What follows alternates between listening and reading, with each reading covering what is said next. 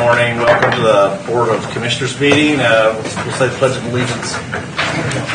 I pledge allegiance to the flag of the United States of America and to the republic for which it stands, one nation, under God, indivisible, with liberty and justice for all. And I was trying to recall, but I believe it's your turn. Okay. Dear God, I thank you for bringing us all here today. I thank you for all the freedoms that we have. And I pray that you would help us to protect those well. Amen. Amen. And then we'll call the roll. Commissioner Reed. Here. Commissioner Culberson. Here. Smith. Here. Here. All commissioners are accounted for. We will now go to public comment. If you are here for public comment, come on down. You have 5 minutes. We have public comment at the beginning and at the end. You're welcome to do one or both. And please give your address and your name, and welcome. Hello again. Well, good morning, Stu. 23947 Chieftain Road. When I was a boy, in 1976, the Historical Society put out a book called Pioneers of the Blue Stem Prairie.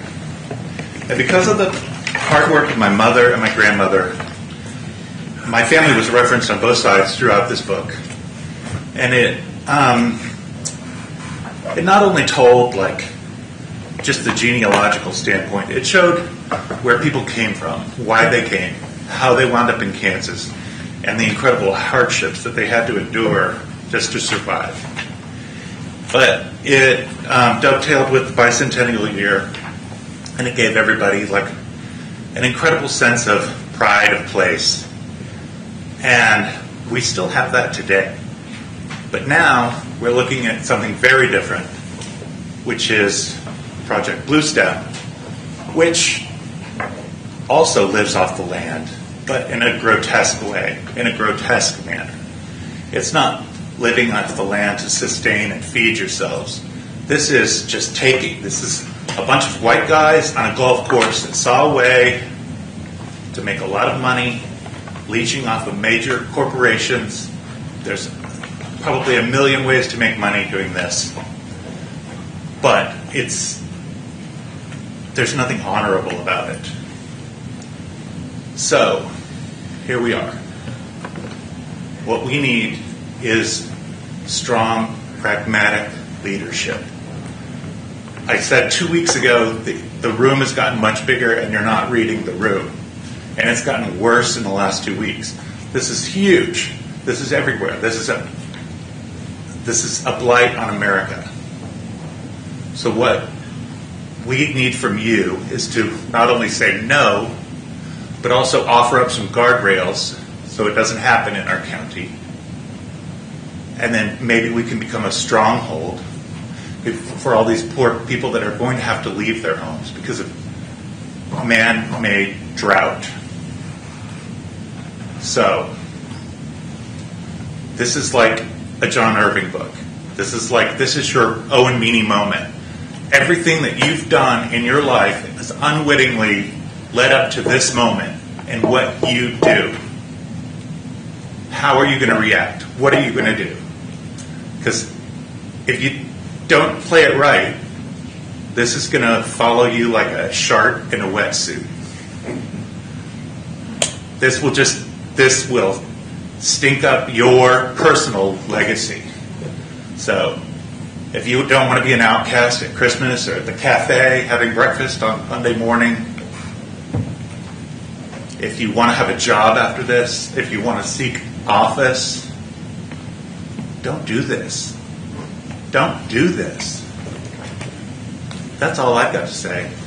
And I've got another minute and a half, but I think I've said it. Make a decision. Be pragmatic. Be smart.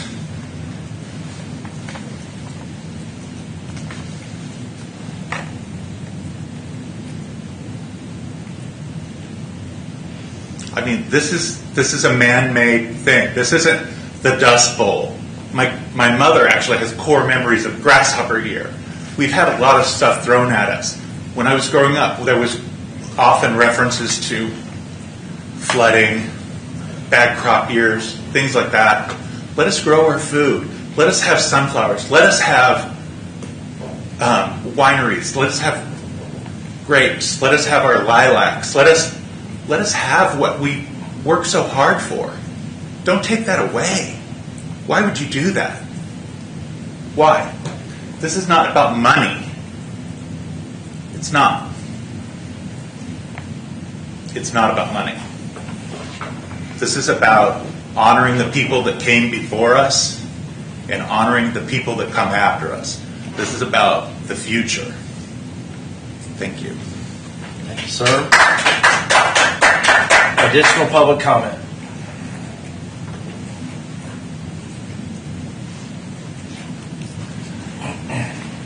D. Good Carl morning. Skint, good morning. D. Carl Skint, 24542 Cantrell Road. I prepared. Ms. Carlskin, Oh, do you mind? Yeah. There you go. Thank you. We I'll we use have my her over outdoor here. I prepared more facts of why not to build this project, but I would hope you have done your own research and know the negative comments or the consequence. I sometimes do my best thinking at 3 a.m. Here is what came to mind. What could I say that would make a difference? If we are in a race with China, who has around 500 data centers, then the U.S. has one with over 4,000. According to Forbes, 71% of people polled do not want data centers and do not see the benefit. Why are we still having this debate, discussion? Financial experts are telling us these hyperscale data centers are not financially sound for small towns like Tonganoxie and Leavenworth County. Medical experts are pointing out health issues that will affect entire communities. Veterinarians experts are telling us how this project will harm animals. Water experts are telling us how damaged and toxic our water will become. Scientists are telling us how damaged the ground will become at the site and surrounding areas. Other experts are predicting in 5 to 10 years up to half of all white-collar jobs will be replaced. Experts in industrial hygiene are telling us tonal noise will travel beyond barriers and the health ramifications are many. And did you know 1 in 36 children have autism? As I played all this info through my mind, I started to think of residents who have saved and budgeted to build a dream home and retire, and now will live within danger zones of a proposed site. The picture of a parent pushing a child with disabilities and states if this project comes to Tonganoxie, they will have to move to protect their precious children. As a horse owner, I am devastated that this will do to my horses. I made a commitment to them as to always protect and love them. I have cried with others, knowing this project will do to our community. So then my mind shifted to why is this madness even happening with all that could harm or go wrong? How did we even get here? How is this even a question going forward?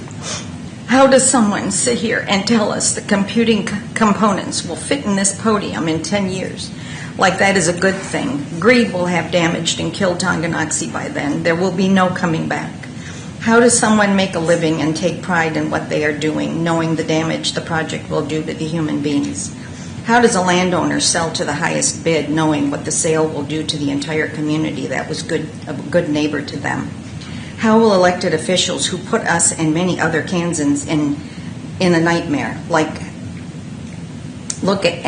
us in the eye? They voted for SB 98. How do they even live with themselves? The word is spreading to North Leavenworth County. The conversations are going pretty much the same. How can any one human being want this, knowing the harm it will do to another human being? By going forward with testing and discussions, it tells us, the majority of your constituents, that you are still considering this project. I encourage you to have your own conversations, educate those who are unaware, and you will realize, except for a few people with morals, values, and concerns for their neighbors, they will be saying no to the project. I encourage you to hold an evening meeting so that many voters who are still working can come and voice their concerns and opinions. You might be surprised. I believe a community attracts businesses in how we live our lives and treat each other. Tonganoxie has once again united to this fight. Going forward, businesses that are better fit for Tonganoxie will be looking for a strong community that is caring and with morals, values, compassion for others, pride, and love. Tonganoxie has worked hard to build what we have going forward and will continue to be selective. We do not have to take this opportunity that dangles dollars. We are not desperate. We are selective, and we are strong. Thank you. Thank you very much. Additional public comment.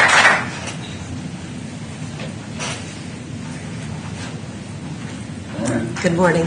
My name is Mary Bose, 2133 Brook Ridge Circle. I grew up in Tonganoxie, and my dad was a farmer. He farmed a lot of land. And I think back on those Roundup days. He was a big proponent of Roundup. He made his decision to back Roundup based on pragmatism, which I understand. We're all looking out for our best interests. But somewhere he lost his principles. So I understand the pragmatics behind this decision. But principles play a big part in it. Fast forward to 5 years ago, my sister died of cancer, probably due to Roundup. She worked in a greenhouse for years. My point is, big developers, big corporations, I believe most of their decisions are based on being pragmatic, but not being principled. Yes, money matters. But in this community, I lived in California for 35 years, moved back here to have my slice of heaven in the place where I grew up. And the first thing I found out is there's data center signs everywhere, and I felt like I had to speak.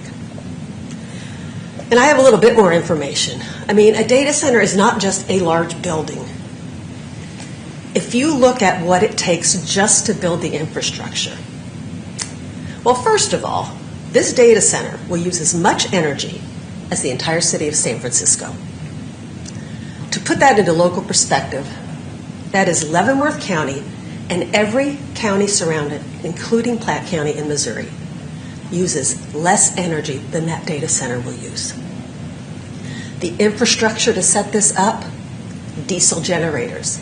Estimates between 450 and 500 diesel generators in case there is an energy emergency. These generators, each one estimates the size of a large school bus. There's an energy emergency, all of those generators go on at the same time, spewing the air with diesel particles, with just more toxins than the data center itself will already be spewing. Add to that dozens of high voltage power lines. What we see outside, 30, 40 feet, 160 feet tall, probably 6 to 7 times the size, carrying all of this electricity, also spreading those EMFs on our population, on our land, on our children. There is so much more. All I can say is I appreciate so much the chance to speak publicly. And I pray that as you are weighing these decisions, that you not just think about the pragmatics and the short-term jobs, many of which will probably go to people that don't even live in the community, that will be here on short-term, getting housing, probably raising rents and things, because the research I've done shows that they are given very large per diems. So people who have apartments, who have Airbnbs, they raise those prices. That also pushes out local residents who are looking for a place to stay because the rates go up. Yes, it's temporary, but it's a factor. But in the end, when this data center is completed, there will be 100 to 200 jobs, most of which will be high-tech, highly skilled jobs that will not benefit the community and the local communities surrounding it. And if you want more research, there are dozens of communities in our country, in Northern Virginia, Tennessee, Alabama, South Carolina, Louisiana, Utah, Hawaii, all over. You can do the research and see of all the detrimental effects that they're feeling that are going to happen to us. And to finish, I have a very dear friend who works for Hewlett-Packard, and he does the hardware troubleshooting. He told me he gets a lot of his cases that are from data centers, but not nearly the size of this hyperscale center that they're proposing here. And he lives in California, and he said, wow, because he's been to Tonganoxie. He said, I see the problems that come in with data centers of 35,000 kilowatts. He said, I cannot imagine what that size data center, when problems arise, and they will, what it will do to your community. So I implore all of you to think about the voices you're hearing and make decisions based not only on pragmatism, but on principles. Please. Thank you very much. Thanks very much. Additional public comment. Hi, my name is Lisa Thorne. I live at 15912 206th Street, Tonganoxie, 1 mile straight east of where the proposed plant would be. I'm used to driving on roads in that area, and I'm not afraid of taking the dirt roads. 15 years ago, Hemp Hill Road, it goes from 206th Street over to 2440, about 4 miles. It was little more than a goat path. It's a little better now, but you still have drop-off edges. I don't like to pass a car on that road. How are you going to fix that? How much will that cost? Here's another road, Honey Creek Road. It's from 206th Street over to 214th, which I've heard might be closed with all of this, 214th Street, I don't know. But that's another narrow road that would be getting traffic. I know it might not be the main road, but it'll be one of many that gets a lot of construction traffic. We're talking heavy equipment, trailers, bringing in those generators, whatever that would take. 214th Street, which, as I said, may be closed, but there's a lot of houses on that road. But from Evans Road on up to Honey Creek, that's at least 3 miles. It's just a plain old dirt road. County Road 25, 9 miles from 2440 to K32. I live on that road, and it's fine. It's just a road that has asphalt, very little shoulder. I don't think it's meant to carry heavy equipment. And then when you turn off of County Road 25 onto Hemp Hill Road, the bridge that crosses over I-70 is just right there, feet away. You have to be so careful. What are you going to do when you have huge trailers, tractors and trailers pulling big things, turning right there, and cars coming over the bridge, not aware of the traffic? How will you fix that? 2440 from K32, 9 miles of another road. County Road 1. County Road 1 is in excellent shape, but you still have some blind hills. I know they lowered the hill to the south when they fixed County Road 1, but that still doesn't give you much room to turn, even in a car. And there's a lot of traffic coming over there from I-70. Kansas Avenue, the one that goes by the Paradise Trailer Park and the pet food plant. It's just pretty narrow. The county would be getting $14 million in property tax. But what I'm wondering is, would that $14 million be going in the first few years to help lower our property taxes? Or will it be going to rebuild these roads? You've got a lot of infrastructure to consider, not just, the money's coming in. Yippee. No, you're going to have a lot of extra cost. And this is just one facet of the infrastructure. Thank you for hearing me out. Thank you. Thank you. Further public comment? Good morning. Good morning. Hello, my name is Tyler Carpenter. I live in Mission, Kansas, but I have a farm on Fairmont Road, just east of Tonganoxie Drive, where I'm building a bee, butterfly, and bird preserve. And I'm coming to speak to you from a naturalist perspective. I spend all my extra time when I'm not working my second job I'm about to leave for, ripping out musk thistle by hand because of the Roundup sprays we've used have just decimated our bug populations. Remember when you used to drive and have to clean your windshields? We don't do that anymore. We're in bug apocalypse. Without the bugs, we don't have the birds. So then if we add on this data center, quail I'm trying to save are very temperamental. With the low tonal noise, they will avoid the area. There will be no bugs in the area for them to eat. They will avoid the area. With the large lights that they have at night, transverse orientation is how moths fly, because they think every big light is the moon out there, so they're going to spiral themselves to death. That's just our natural population. My son's autistic. There's no way he's going to be out here with the low tonal noise. I'm just reminded, looking back here at this beautiful painting right here, our history of the wheat harvest, and that is precisely in the 1920s, the expansion of the larger diesel tractors to be able to cut up all of the blue stem grass that was all out west and plant wheat. And that worked for so many years, and out-of-town people made so much money off of those farms. And then the Dust Bowl came, a little bit of drought, wind just ripped up all of that, land that wasn't made for that. And at the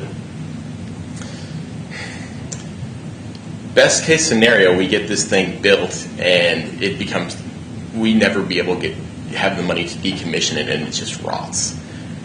Worst case scenario, it actually goes through and it destroys our water tables, our natural beauty that we have here. I just can't tell you how many times I have just loudly praised Leavenworth County with all of the easements and just letting everything grow.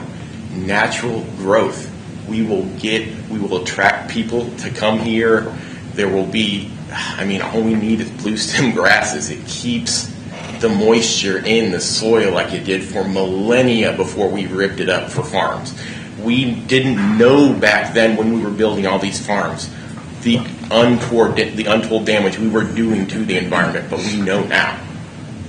If we just have every little green space out here, we just plant a few more blue stem grasses, native plants, and things like that, people are going to want to live here. People want to stay here. People will love Leavenworth County, and it's such a beautiful area. I don't know, I'm not much of a public speaker, everyone. I love, bees and butterflies are the sign of a healthy environment. And when we see a lack of them, we know that the environment is unhealthy. When you take care of the most delicate creatures, everyone thrives. And I've been in these roundtables with several of these tech people, and they just hand wave away all environmental concerns. I don't know about that. They won't even bother educating themselves about it because they know it might get in their way. And their motto is move fast and break things. Well, when has that ever worked in nature? It has not. It's completely incompatible. So I just implore you, let them move on. Let them find someone else to just destroy their town. We don't need their money. We can find other ways of making money through the beautiful nature. We are just right to transition from all of deciduous trees to the short grass. If we just plant a little more, 3 to 5 years of work, we've got a wonderland of nature in this area. So thank you, everyone. I have to go to my third job. But I have a question for you. Sure. Can you get us some objective studies that show the impact on the insects? Absolutely. Can I email it? Yeah, you can email it either to the commission, and it'll get up to everybody, but I'd like to see that. Absolutely, sir. Thank you, sir. Okay. More public comment. Good morning. Good morning. Brian Morley, 23947 Chieftain Road. I hope everyone had a nice Memorial Day. It was beautiful in our area. I was reminded both my parents are military. My mother was a code breaker in the East Coast, and my dad was a fighter pilot. So I was raised with this strong sense that, it's each one of our responsibility to protect our country and our families. And I have to say, this feels a lot like war. and I think a lot more like war than Iran feels like war. This is like our necessities, and it's our ground, and it's our water and our air, and all these basic necessities. You have to have clean air. Well, diesel particulate, as we all know, is the opposite of clean air, and it isn't. They make this seem like, well, once in a while these might go off, and that's what we need to do to run this thing. It's like this is a kind of continual cycle of things. This isn't just once in a blue moon. So I look at the whole thing as kind of, you're our arbitrators in a way, but I feel like you might be siding more with the other side than with your community as far as in a war. And I mean, I wake up in the middle of the night feeling my heart's racing. I'm going, gosh, it's livelihood, it's child health, animal health, insect health, all these things. Why are we having to fight for something that we should be able to keep in existent as already is? I don't have to find clean water. I have clean water. I don't have to filter the air coming into my home. I can open the window because the air's ready to breathe. My water is cleaner than any of the city waters around us. That water is also for crops and animals and livestock, and just the discussion of birth weight. One reason that why is Kansas considered such a great beef state? Do we know this answer? It's because of our limestone. It's that the weight of the animals is heavier because we have such rich mineral soil. It's one of the best parts of the Midwest is if you raise cattle, ours dress out heavier because we have so many healthy minerals. Doesn't matter anymore if your birth weight is low and your animals aren't gaining as they should normally, let alone it's a chain reaction of all the things that were just mentioned. It starts on a molecular level and goes up through insects and birds, and we are integrally tied and bound to all these processes. I mean, I feel like this is a grade school discussion. I'm not a grade school teacher, but kids, it all starts down here and it builds up. You cannot eliminate a whole section and just say, well, it'll be fine over there. It's this is the destruction of our whole area. This is our property destruction. It's our, talking about, autistic children, it's all children will be affected. This isn't just a percentage. It's all babies. It's all insects. It doesn't make to trade our population, your citizens, people that voted you in here, for coin of any amount. In all the discussions we have every week, we're meeting to fight this. The whole community is. So it's gosh, do we have all this free time? We do not. We have families and businesses. It takes time to battle and to figure out what you're going to do, because we will not allow this. You guys do not have the education or the right to control what happens to our whole town population. That is wrong. You do not have that right. We do not authorize this to happen. Thank you. Thank you very Thanks much. for listening. I appreciate you guys, what you do. I really do appreciate what you do. And please listen to us. Thank you. Very much. Additional public comment.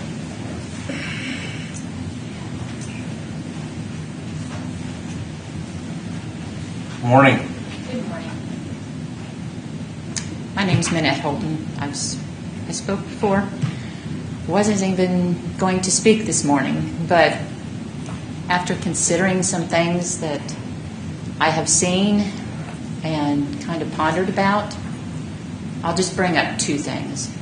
Because you've heard, all of you have heard from our local experts that have filled this room. They're the people who've done the research, and I'm expecting you all to do your research too, just like everybody has said. But there are two things I wanted to ask you all about. One of them is, where is the discharge from the data centers going to go?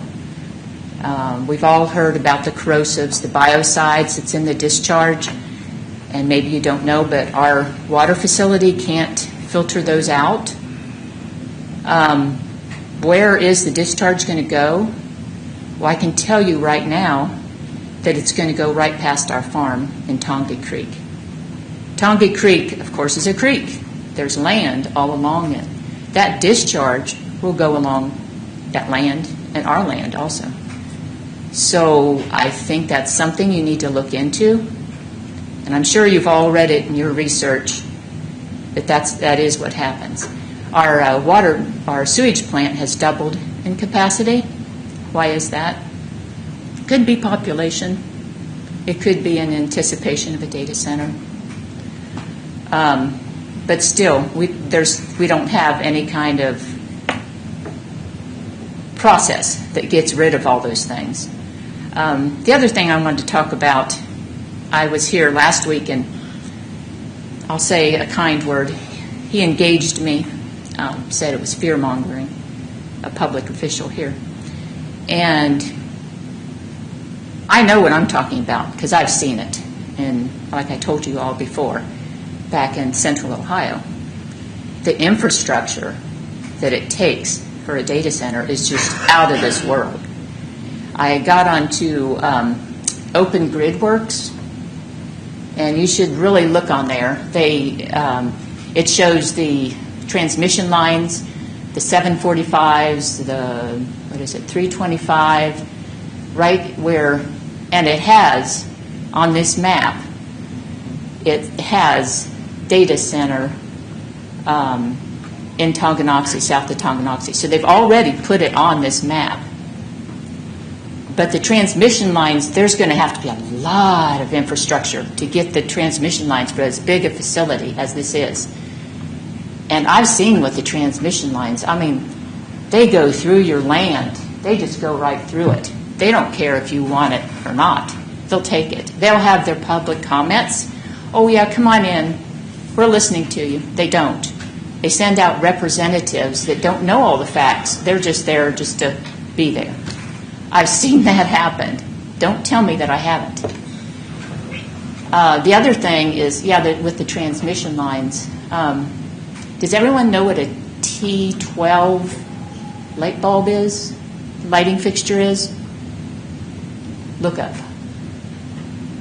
The transmission lines in Ohio, and this is many years ago, they are still there, and there's, of course, more of them now, but they will light up if you stand underneath these transmission lines. A T12 light will light up just by holding it out in the field. My friend has done this. They've also been zapped by those lines. Those lines are still there, and there are going to be more of them. So I just wanted to bring that up. The thing that really upset us last night was the discharge into Tonga Creek. So would you please look into that? Thank you. Thank you very much. Additional public comment. I have a question. Tonga Creek then discharges into Stranger Creek, which goes into the Call River. Right. It's all of us. It's all of us. Ms. Carpenter.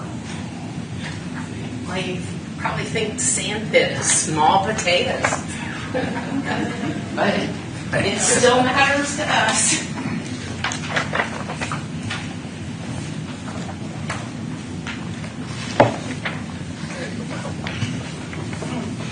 Okay, you got your pen. Good morning. Nancy Carpenter, 14681 Crider Road, Bonner Springs. I'm having a difficult time understanding what you might find compelling about Kaw Valley's SUP application to excavate and stockpile sand in southern Leavenworth County. All I can come up with as a motivating factor is the promise of money. The question for me then becomes, how much money does the county have to make to justify approval of this SUP? As far as I can tell from the limited information available to the public, the county could see cash come in royalties, sales tax, and property taxes. It sounds as if Kaw Valley has talked of a per-ton royalty paid to the county on sand hauled out of the proposed site. River dredgers have to send 15 cents per ton royalty to the state. Is that what Kaw Valley is offering you? They anticipate dredging 500,000 tons of sand per year. At 15 cents per ton, that's $75,000 every year. Does that put a big enough bonus in the public works budget to make a difference? Will that cover the cost of general maintenance with leftovers to save towards replacing the stretches of road prematurely deteriorated by hundreds of sand trucks on them every day? Will the public get to see the county's plans as to how royalty payments would be allotted? Recently, sales tax revenue has been dangled in front of the county's decision makers. As I understand Kansas sales tax, only 1% of what is collected comes back to the county, and that has to be divided among cities as well as unincorporated areas of the county. I was surprised to learn that leased and purchased equipment used for surface mining comes with some sales tax exemptions. I don't have calculations to share about this tax, as I don't know Kaw Valley's pricing and sales volume. Can I assume that you have those figures and will share sales tax revenue projections with the public?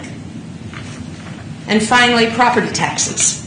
I've heard talk of how this industrial use will broaden the tax base, so homeowners will see property tax relief. I did some calculations to see just how much a tax windfall could be expected as a result of this proposal. By my measurements using the GIS maps, approximately 27 acres of the Kaw Valley's 16201 Linate property will house equipment and sand piles once the operation gets going. As industrial land, the county appraiser estimates that those acres would be appraised at a fair market value of $8,000 per acre. With that figure in hand, the assessed value is calculated, the mill levy is applied, and the county's portion comes your way.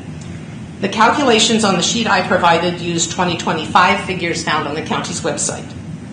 Let's assume this remains relatively constant over the life of the operation, meaning every year you'd see a whopping $2,400, give or take. $2,400. Kaw Valley also promises to extract sand from 10 acres of land a year. It seems fair to assume that the active 10 acres would classify as industrial. The calculations are done for you on the handout. Here's where it gets tricky. After the first 10 acres is used up, it can't go back to being agricultural. So is it still industrial, or is it just vacant? What is the fair market value of a pit of water? Surely, it can't still be $8,000 per acre. If it's appraised as vacant, the assessed value becomes just 12% of the appraised value, down from 25%, which reduces the county's take. A discussion with the appraiser seems to be in order before you consider future tax revenues. Will you provide the public with a document that details how this windfall will spread the tax base and lower our property taxes? With all this money talk on the table, may I ask, what is the tipping point? What price tag are you putting on the heads as you negotiate, our heads, as you negotiate? How much money has to come into your coffers to make it acceptable to sacrifice the well-being of the residents of southern Leavenworth County? Again, as I've asked every week, when this SUP comes to you, deny it. Thank you. Thank you. Thank you very much. Additional public comment. Okay. thank you all for coming. Just a little note, tomorrow night at the Public Library in Tonganoxie, I will be speaking about some issues that have come to light on the data center, so I invite you. We'll do administrative business. Mr. Lawfrey. Commissioners, you have a letter of support for Opportunity Zone 2.0 for the City of Leavenworth. The process, the federal government creates these opportunity zones, and you have to make an application. It's a pretty competitive system, and only a certain number of tracts nationwide get approved. Leavenworth, I believe, has one already. They're trying to make sure they maintain it. And it's also based on census tracts. They're the only area in the county that is eligible to apply for an Opportunity Zone 2.0. So they've asked us to provide a letter of support. Letter of support's in your packet. Obviously, the staff level, we support them making that application. Mark, what exactly does it do? Can we just take, Commissioner Dove has to leave. Can we just take like a 5-minute break? Sure. We're going to take a brief break. All right, we're back in session. We're going to administrative business with Mr. Lawfrey. Commissioners, again, you have a letter of support for Opportunity Zone 2.0 for the City of Leavenworth. As I explained before, there's only certain census tracts that actually qualify for this. Nationwide, there's not a whole lot. It's a very competitive process, so they would like our support for that, and staff supports this letter, and I would think it's a good thing, and hopefully they can maintain their Opportunity Zone. Do we need to vote on it, or do we need to just have a consensus? I would like for you to vote on it because we need signatures on it. Make a motion to have to sign the letter of support for Opportunity Zone 206 for the City of Leavenworth. Second. Motion and a second. Is there discussion? No discussion. Commissioner Reed. Aye. Aye. Aye. Well, that was easy. Anything else? Okay, administrative business, Commissioner Reed. None. Mr. Fulkerson. None, Chairman. I just have one thing. I was wondering if the commission would be willing to have the meeting next week at 6 p.m. rather than at 9, so that folks down south can have an opportunity to travel up here to be at the meeting.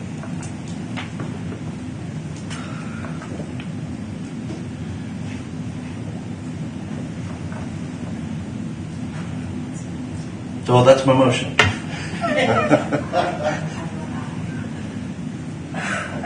Second. Motion and a second. Is there discussion? The only thing I was going to add was we tried the evening meetings for a year and a half, and nobody showed up. Since this is a special thing, I could kind of see why you would want to try one evening meeting. You're not talking about turnout. Yeah. So, Mark, how about the filming, the cameras and stuff? Commissioners, I remind you that this is not on the agenda next week. So the topic that came up that you're talking about is not on the agenda next week. oh, it's not on the 3rd? I thought it was on the 3rd. You mean the data center regulations? No. The call out. Oh, okay. I thought you meant the No. data center because that's what was asked about before. So they had a public hearing that was conducted at night. In fact, they've had a couple of public hearings that were night meetings. That's usually when the public is allowed to engage with the developer and the commission. So that it's not a public hearing, but as far as filming goes, we can make arrangements if that's what the commission wants to do. But The public would like to have an opportunity to attend, though. So are we It's going- easier in the evening. right, okay. I would like to be here for that. I have a conflict that evening. Is my only personal problem. Okay, well, I guess that solves that. I'll withdraw my motion. Well, you said for later on, Mike. No, is there another day? You mean could we move it back a week? I would have to check on that because there's a certain time frame that we have to respond to these. That's why I think it's on that date, but I would have to check with that. Will you be able to check on it today yet, or we'll have to? Probably not, because we'd have to make the decision today, so we're probably going to have to. Okay. So I'll withdraw the motion. All right. All right. So that's all I have. That's all you have? That's all I have. Okay, I'll take up some responsibility here. A few weeks ago, we had a motion, and it was properly seconded and voted on the moratorium for a 90-day. And in that motion, we did not have enough time to look at everything, and that's why we have, in many cases, stopped making a motion on the fly without giving individuals or the BOCC the opportunity to look into it. And we as a BOCC voted to put a 90-day moratorium on data centers, battery centers, etc., without having the language in print for the BOCC. And I find that a little troubling, because we should have that data, that information in front of us before we can make that motion. So I want to make sure that we do that and bring that back to the board for a discussion on the 90-day moratorium. I'm not saying that forget the 90-day moratorium. I'm saying that it should be separate when it comes to data centers, battery centers, et cetera.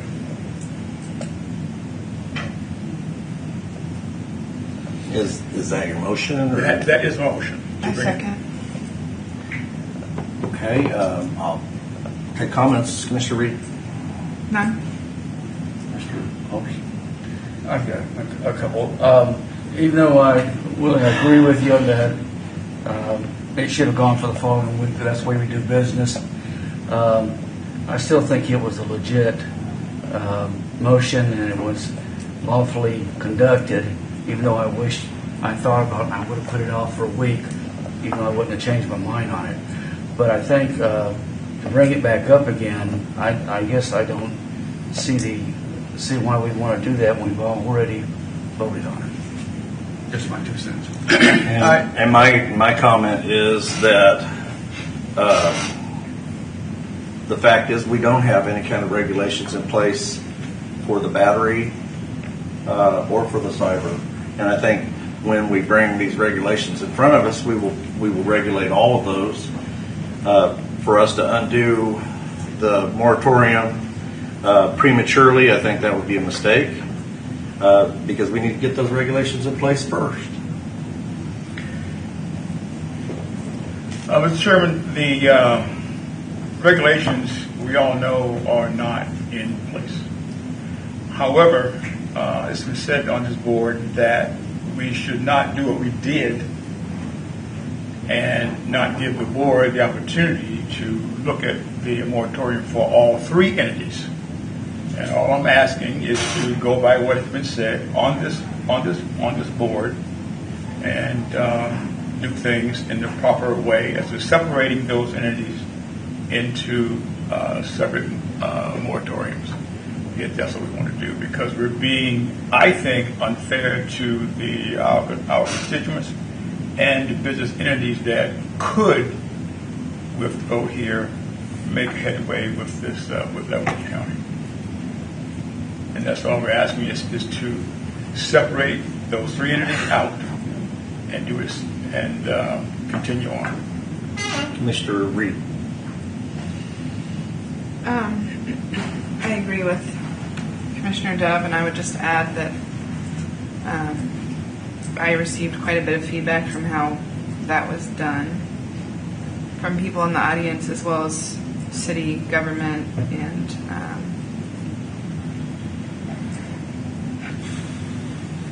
I try to pick and choose my battles on this board, but I think we just need to consider, one of the concerns that was brought to me was, what if this was the other way around, right? Instead of a moratorium, what if it was an approval of something done in that fashion? And so I think we just need to think about both sides of things when we conduct ourselves in that manner, and I think that's all I have to say. Mr. Culberson? So, Will, you're saying you just want to bring it back up and then separate the 3 moratoriums? Correct. Instead of 1 moratorium for all 3? Exactly. 3 separate moratoriums. I can see how that would I said what I thought. I agree that we got a little ahead of ourselves. When you go fast, it always causes issues. But again, to me, it was a legal vote, and it was finished. I think it was 3-2. So I'm very happy with the moratorium sitting as it is. So, but whatever the governing body wants to do. Is the second part of your motion, Willie, about making sure we don't address things that are not on the agenda each week? Is that Absolutely. Okay. Yeah, that should give us the ample time to look in depth as to what actually we're doing, because doing things in that manner. That's the part I agree with. So. Okay, we should not adhere to that, and we're being unfair to both sides of that coin. And Commissioner Reed brings up a very valid point. What if it was reversed, and we denied or approved in that same manner? So, I think the consistency of the BOCC is a replication of what's happening out in front of us. And if we expect to go by the rules, and we don't go by those rules, then I think we're setting a very bad precedent. So, Can I comment? Go ahead. First of all, it was known that I'd be bringing up the moratorium again in the previous meeting. I announced it at the meeting. So we didn't violate any of our procedures. We've done this before. And my concern about reopening this whole discussion is that the people out in the community like to have kind of a continuity to know what this board's position is, what we're standing. And when we say we adopted a 90-day moratorium, we're giving them 90 days for everybody to just kind of have a cool down, get regulations in place. But if we start moving back and forth and changing our positions, then the people don't know what to expect from this board. So whether we should have done it in a little different way or not, we've adopted the moratorium. I think it would be a huge mistake and send a huge wrong message to the community if we here reverse ourselves. I think that would be showing inconsistency. So I just hope that, my opinion is we should get the regulations in place, just like we said, have the work sessions. Nobody's in such a hurry that 90 days is going to impact in a substantial way. That's my view. And I'm okay whichever way the board wants to proceed, obviously, but to your points, if it was known, then it should have been on the agenda. I mean, that seems backwards. And then the people out in the community is exactly why we have the agenda, so that the people in the community understand what we're going to be voting on and discussing. So that also seems backwards. And then the back and forth of changing the positions is exactly what happened. Reversing is exactly what happened the very next week. And so we were inconsistent as a board, and that's why this is being brought up. So let's not keep the inconsistency going. Let's stick with our decision, is my view. So Mark, can I ask you a question? Mark, I agree that we should have it on the agenda. I don't disagree with that. I'm very fine with the way I voted. Do we have anything in our rules that says that, or we've tried to do that in the past, but do we have any written things that says this is how we're going to set the agenda up? Even though I think we should always wait to the next week, but sometimes things get by us, and this is one of those cases. Well, yeah, commissioners, you do try to have things on the agenda. I think for at least the last 10 years, we've really tried to be consistent on that. Sometimes things come up, so I don't think there's a enforceable policy that says you have to do this. Your Board of County Commissioners, you set rules for yourselves. I do think it makes for good governance when you have things on the agenda, so people know you're going to discuss it. And it was on the agenda the week before, and then when it was voted down, and then the next week it came back up when it wasn't on the agenda. So it's up to the Board of County Commissioners. However you want to handle it, it's your agenda, and it's your policies if you put them in place. I guess I'm looking at two issues. I'm not saying I disagree with that at all. I think that's right. In fact, when I was chair, I brought up many times and said, hey, wait a minute, let's get this to the next week. But I'm saying on this issue right here, I don't really think we need to go backwards. My opinion, I don't think we need to go backwards. We just got to remind ourselves when we have, whatever the issue is, if someone brings it up, we have to correct ourselves and say, hey, wait a minute, we haven't had a chance to look at that. Let's make sure we get it on next week's agenda. Okay, let's vote. Commissioner Duff. Aye. Aye. Aye. No. So would you like me to put this on the 10th? I wouldn't be able to do it next week. I need to have the county councilor here. And, they're out this week, so Week after. could have it on the 10th. Would that be possible? Whatever is going to be. That'll also be the week that the development regulations are on the agenda. Okay. And let me make sure I'm clear on this. What we're going to be doing next, or whenever it comes out, is we're going to be voting on the data center, battery storage facilities, and things like that separately. Is that what we're saying? Yeah, that's Yes. the way I see it. Yes. Okay. That's exactly what you're saying. Okay. So does the impact of this motion is the moratorium currently still in effect? Yes. Okay, thank you. Okay. Mr. Chairman, I have another suggestion here.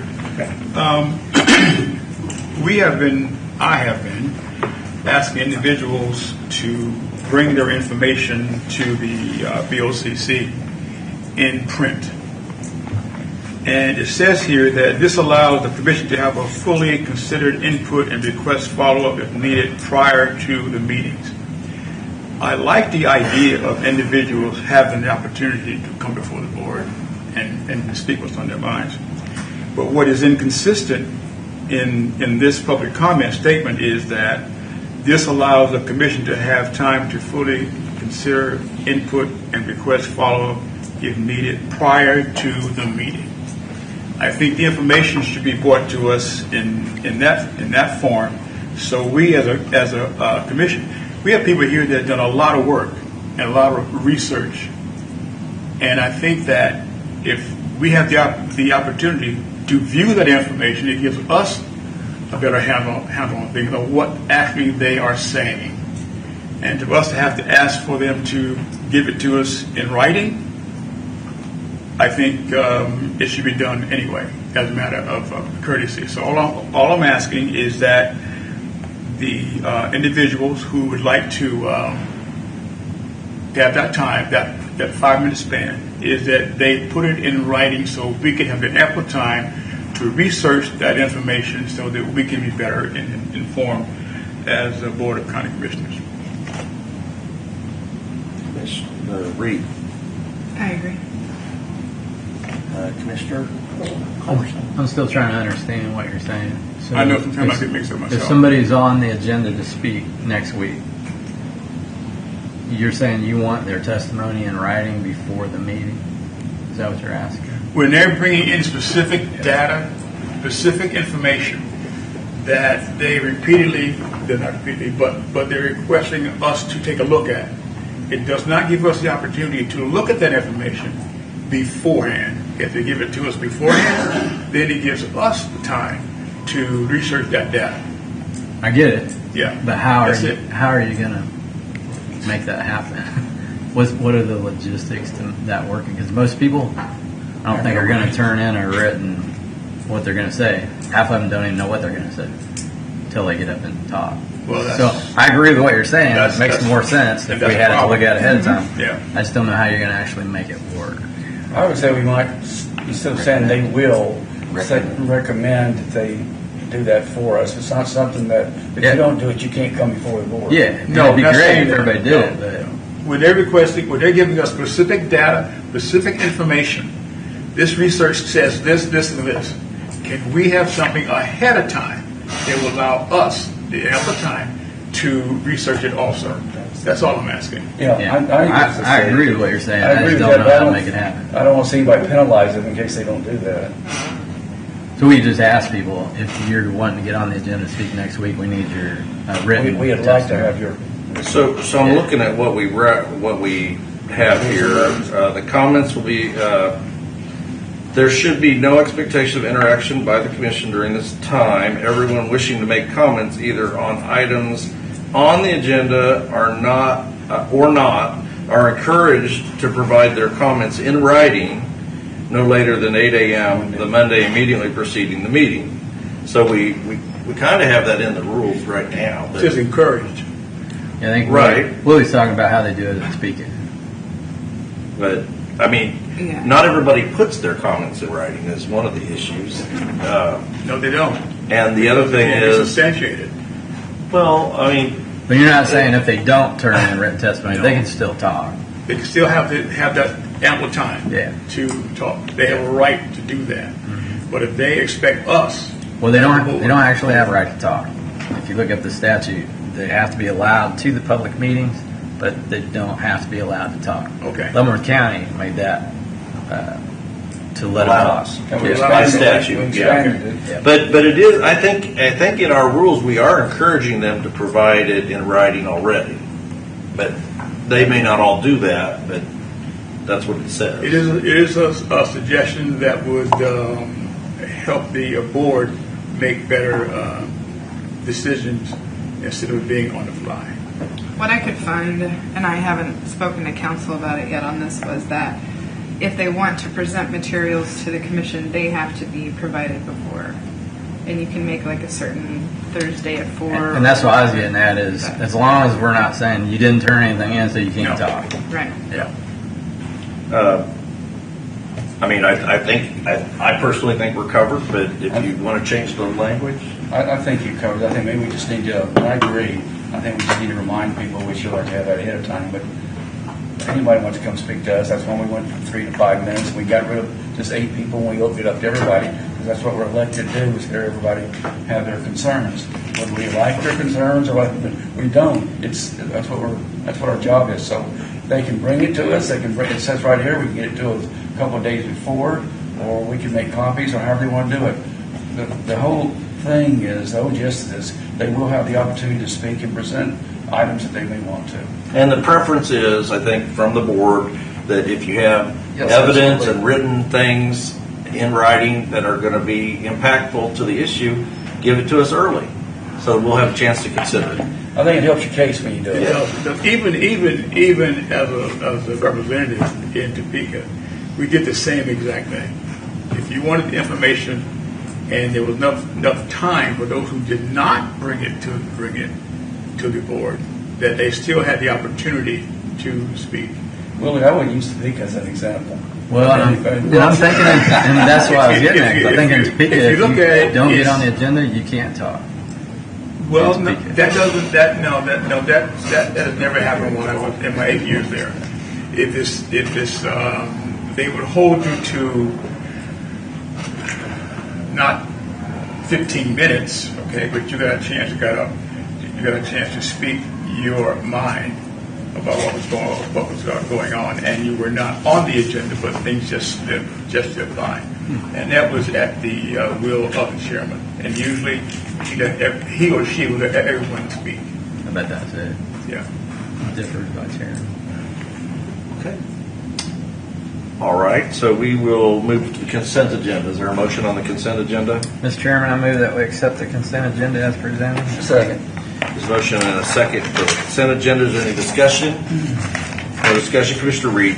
Aye. Aye. Aye. All right. Formal board action, presentations and discussion items. We're not having an executive session. Okay. So we'll just do presentations. Anything? No. No. Chair. Okay. Tomorrow night, Tonganoxie Public Library, be there. What time, Mike? 6 o'clock.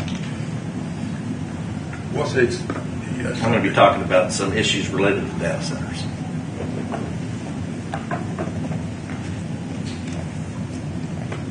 Okay. I guess we'll adjourn and then go into our budget Yep. hearing. Is there a motion To adjourn. Second. Second.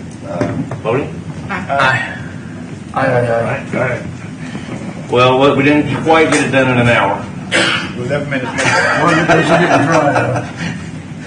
And When do you want to? let's do budget. You want to take a 5-minute break? Yeah. Go into budget? Yeah, 5 minutes. Really? Are you sure? I've got your Let's go. 5-minute break. We'll do budgets, and we're gonna move 5 minutes? move right along. 5 minutes. 5 minutes. Okay. I've got it. We'll call the meeting back to order. And Council on Aging, come on down. You're the next contestant.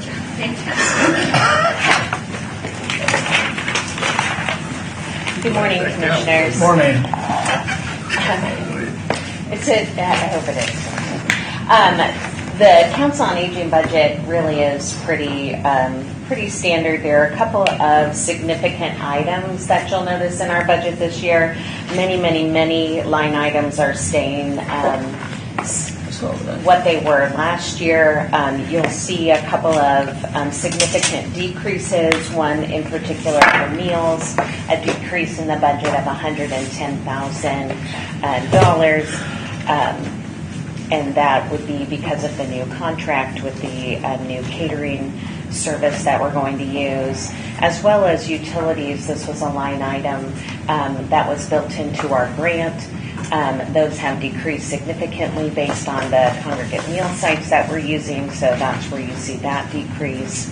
And those decreases are balanced by a couple of significant increases. I think I mentioned when I was here for my quarterly report that one of the things that is happening is that much of our fleet is turning over as it's 5 years old, and some of the vehicles that we have to replace there's a significant cost in making those vehicles suitable, adding ramps, lifts, different things like that. In addition to the increased cost for lease items, we pay to have those vehicles customized. So there's a $20,000 fee that comes with customizing those vans that way. So that's a new item that is an increase in contractual cost. As well as we're finding that because we have some aging vehicles in our fleet that haven't flipped, maintenance costs have increased a little bit, as well as some of the new vehicles. I don't know if you've bought a car in the last couple of years. They don't come with a spare tire, many of them anymore. And so we have a share a spare program at the Council on Aging where we have one spare tire, so that we recycle around. But our Meals on Wheels vehicles require that there are 2 electrical plugs, so we can keep our meal bags hot. So we need one in the front and one in the back. So our shop is having to install those. Another plug in many of our vehicles as they come to us.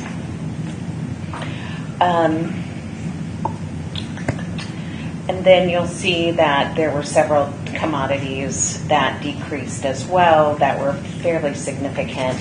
The consumable supplies costs decreased because of the new contract with meals, so that was a $31,000 savings.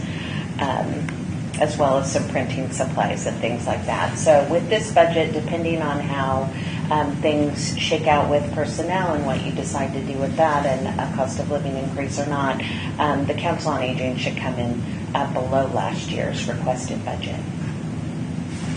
Any questions for Council on Aging? Nope. No, just a thought. I should know this. How long are our vehicles lasting before we're selling them, trading them, leasing them, what we're doing? 5 to 6 years, we're keeping them as a part of that lease. And how many miles do they usually have on them? Do you know? Our transportation vehicles are fairly significant, where we're up into the 70, 80, 90,000 miles when we're trading them. But we are making sure that we're rotating everything in our fleet, so they're getting miles on them that are sitting for any reason. Thank you. Sure thing. Mr. Lawfrey, and maybe you could address this between the two of you. What percentage of the budget that the Council on Aging occupies has it been staying about static, or has it been increasing as a percentage of our budget? So depending on how far you go back, but it has increased. The Board of County Commissioners has dedicated a lot more funds towards Council on Aging in the last 10 years. I would say over the last 3 years, it's probably fairly static as a percentage of the total budget. And what is that percentage? I don't have that number off the Okay. top of my head, Commissioner, but I would say 20%, 25% maybe. Okay. That's all I have, Commissioner Duff. Nope, I don't have anything. Okay. I just one other thing too. When we mentioned that the increase, whatever ROI, our return on investment, we're able to contact a lot more folks and provide them a meal. They can't get out, and we got vehicles that run good uphill, not just downhill, so we can get it to them. So I think there's, this is a quality of life issue, which I think you're doing a great job. Your crew is too. That's all I want. Okay. Well, thank you very much. We appreciate it. Do we have a waiting list on the Meals on Wheels right now? I don't believe so. Today. Our honorable district court judge. You're the chief judge, correct? I am. Welcome. Good morning, Your Honor. We appreciate all you do over there. Who's that guy following you? And we like him too. He's the one with all the historical knowledge. Welcome. Good morning. Good morning. All right, so I'm here to present the budget of the court. As you may have seen, I had submitted originally back on May 15th a request for an increase of $5,000. That was before then we received the memo from the county commission that they were going to be attempting a revenue neutral budget. Out of respect for that and out of the respect for the process, I then sent in a memo amending my budget and reducing it from that $5,000 increase back down to what we were and what we have been since I've been chief judge. This is the first year I've attempted to ask for an increase, but I have then reduced the budget. In my memo, I outlined what I hoped would be an acceptable compromise. We are a department that has always returned every cent of unspent funds back to the general fund. We've always done that every single year. We've never gone over budget since I've been chief and been appearing in front of you. And so what I was hoping to do is that $5,000 is for a pro tem position that we have. Effectively, he's been operating beyond our contract with him. So we have a retired district court judge who comes in part-time. Our contract with him is for 2 days a week, Monday and Tuesday. He primarily handles our domestic violence docket. He does our trials on our protection from stalking and protection from abuse trials, and then he also does child support enforcement. He has kept the jury trials that has resulted from the domestic violence docket. He's actually here today on a day that he's not scheduled to be here doing a jury trial. And so I had recognized that he was doing above and beyond, and that's what that $5,000 increase was for him. And so what I'm hoping to do, if it's an acceptable compromise, is to reduce that budget back to our budget that's been in place since, 2022, which is the fiscal year 2023. But if there is $5,000 left over in my budget, I'd still like to appropriate that towards the salary. And of course, if there's anything in excess of that, that would again be returned to the general fund. I don't know if you have any questions about that or what my thought process was with that. I'm, attempting to, I can respect the process that you're trying to do. I don't have any problem with that. I'm going to ask Mr. Lawfrey, how would that work? Yeah, Commissioners, so the budget for the district court is part of the general fund budget. I don't see that would put us over budget.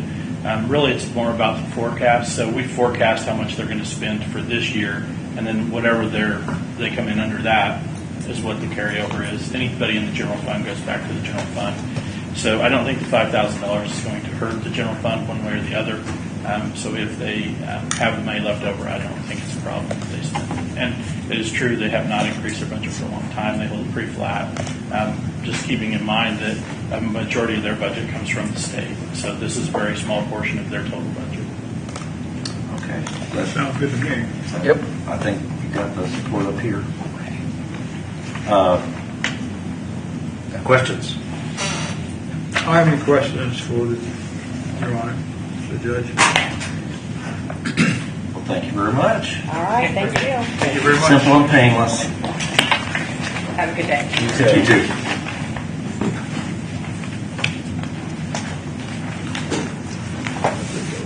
Yes. Let's see here. Come on down. Human Resources and Risk Management. Morning. Morning. I have two budgets. The risk management is for our safety committee, safety training, any safety suggestions from our employees, as well as our biannual Safety Days celebration that we will be hosting in October. And it has remained flat for years since I've been there. I've never increased or decreased, so just kind of kept that the same.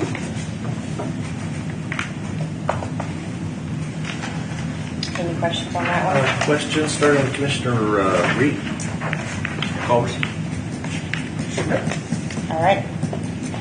For the HR budget, our HR team consists of 3 employees. We are trying to save as much money as we can doing things more electronically, saving paper, office supplies, utilizing resources from our workers' comp carrier or other partners that are free trainings and those types of things so that we don't have to pay for those. With everything that we're doing and the education and training and license fees, I expect to remain the same for next year. We are trying to do a lot of extra, like I said, education and resources that are no cost to the county. One of the things that we implemented this year was a partnership through Savvy, which is a student loan forgiveness program. It is free for the employees to enroll in, and that is kind of a portal for them to, if they have a student loan, to enter their information and see if they qualify for any kind of income, reduced payment, or possibly even forgiveness if they've worked long enough at the county or any municipality. With all of our, I tried to lower as many line items as I could. We are kind of operating at bare bones. I did have a little bit of an increase for our salaries. I included a 2% increase just in case that's what goes through, as well as some overtime costs. But we are looking at some issues about keeping employees. So just keep that in mind as we're looking at budgets. If this is, we did a big increase in 22, and I think we came up pretty good to the market in the last, this might be the 3rd year in a row that only a 2% or lower increase is looked at for our employees. So they are starting to feel less valued. I think morale is going down a little bit. Even though last quarter pay and benefits wasn't our first, top reason for separation, it was still right at number 2. Just kind of had a quarter where we had some employees leave for other reasons. But I do want to make sure we all keep that in mind, that the employees out there are working hard, and we want to make sure that Leavenworth County is a place that they talk highly about, that they enjoy working at, and that they refer to other people until we bring in more good candidates. Commissioner Reed. None. I've got one for Mike, and maybe it just I noticed on the payroll fees, budgeted 130 for this year, but you projected 113, so you dropped it 5. Is there a reason that fluctuates like that? We changed payroll carriers 2 years ago, and so we had some implementation costs, and then I kind of let it even out last year to see where we would spend, and then I think we're at more of an even keel now, so I was able to have a more accurate forecast on what we were going to spend. Very good, thank you. A couple questions. You said the morale going down, is that based on salary, or what is that? What are you measuring? What's the objective measurement? How did you get that? I kind of only get feedback. We really haven't done a survey, so this is just new. But I know that we don't really have a budget line for any kind of employee appreciation or employee events. There's no Christmas bonus or parties. Just things that a lot of other companies might do. I know we're a municipality, so that's different because our money comes from a different place. But just trying to keep the employees engaged and happy as much as we can. And I don't think that we have a terrible problem, but I can forecast, I kind of see in the future if we continue to not give raises or make them feel unvalued, that we could potentially have some issues with morale and maybe some more separations even coming. The market's getting hard to be competitive in. I think we do less than most municipalities or counties, not because we choose to, but because of funding. And I think it's important to show things like that. one thing I enjoy is when you try to kill me with that chili contest. But there's other things too that we can do too. And I think you hit that nail on the head. I talk with a lot of the municipalities and county commissioners, and they're always looking at things to let the employee know that they appreciate what they do, and they can always go somewhere else. We can't compete with Johnson County, but we just got to keep that in the back of our noggin. It is. It's hard. And I admit that I'm new to municipality. I've only been here 4 years. Prior to that, I had 28 years in the private world. And so, that was a totally different way of budgeting and way of earning money. Right. And so this has been a learning curve for me, too. But I definitely think, especially like my team, we're only a team of 3. A lot of the Department of Labor and SHRM, recommends one HR person for, every 100 employees. We've got one for about every 150 employees, and we don't have anything automated. We do all of our own compliance, COBRA, workers' comp, FMLA, recruiting. We don't hire any outside sources to do any of that. We do everything internal between the 3 of us. So, I'd like to reward them as well for continuing to operate lean and not having to bring in, an extra employee. So the retention rate, what is the retention rate? Right? How many are we losing a year? Oh, goodness, I had that on my last quarterly review. We were running at about, I think we lost, 107 people last year. It ended up being, honestly, I don't even have that in front of me, Mike. I'm so sorry. I'll ask the next question. What's the main issue related to human resource violations that you're getting? The violations that you can speak of. Oh, goodness. Well, without getting a suit. To be honest,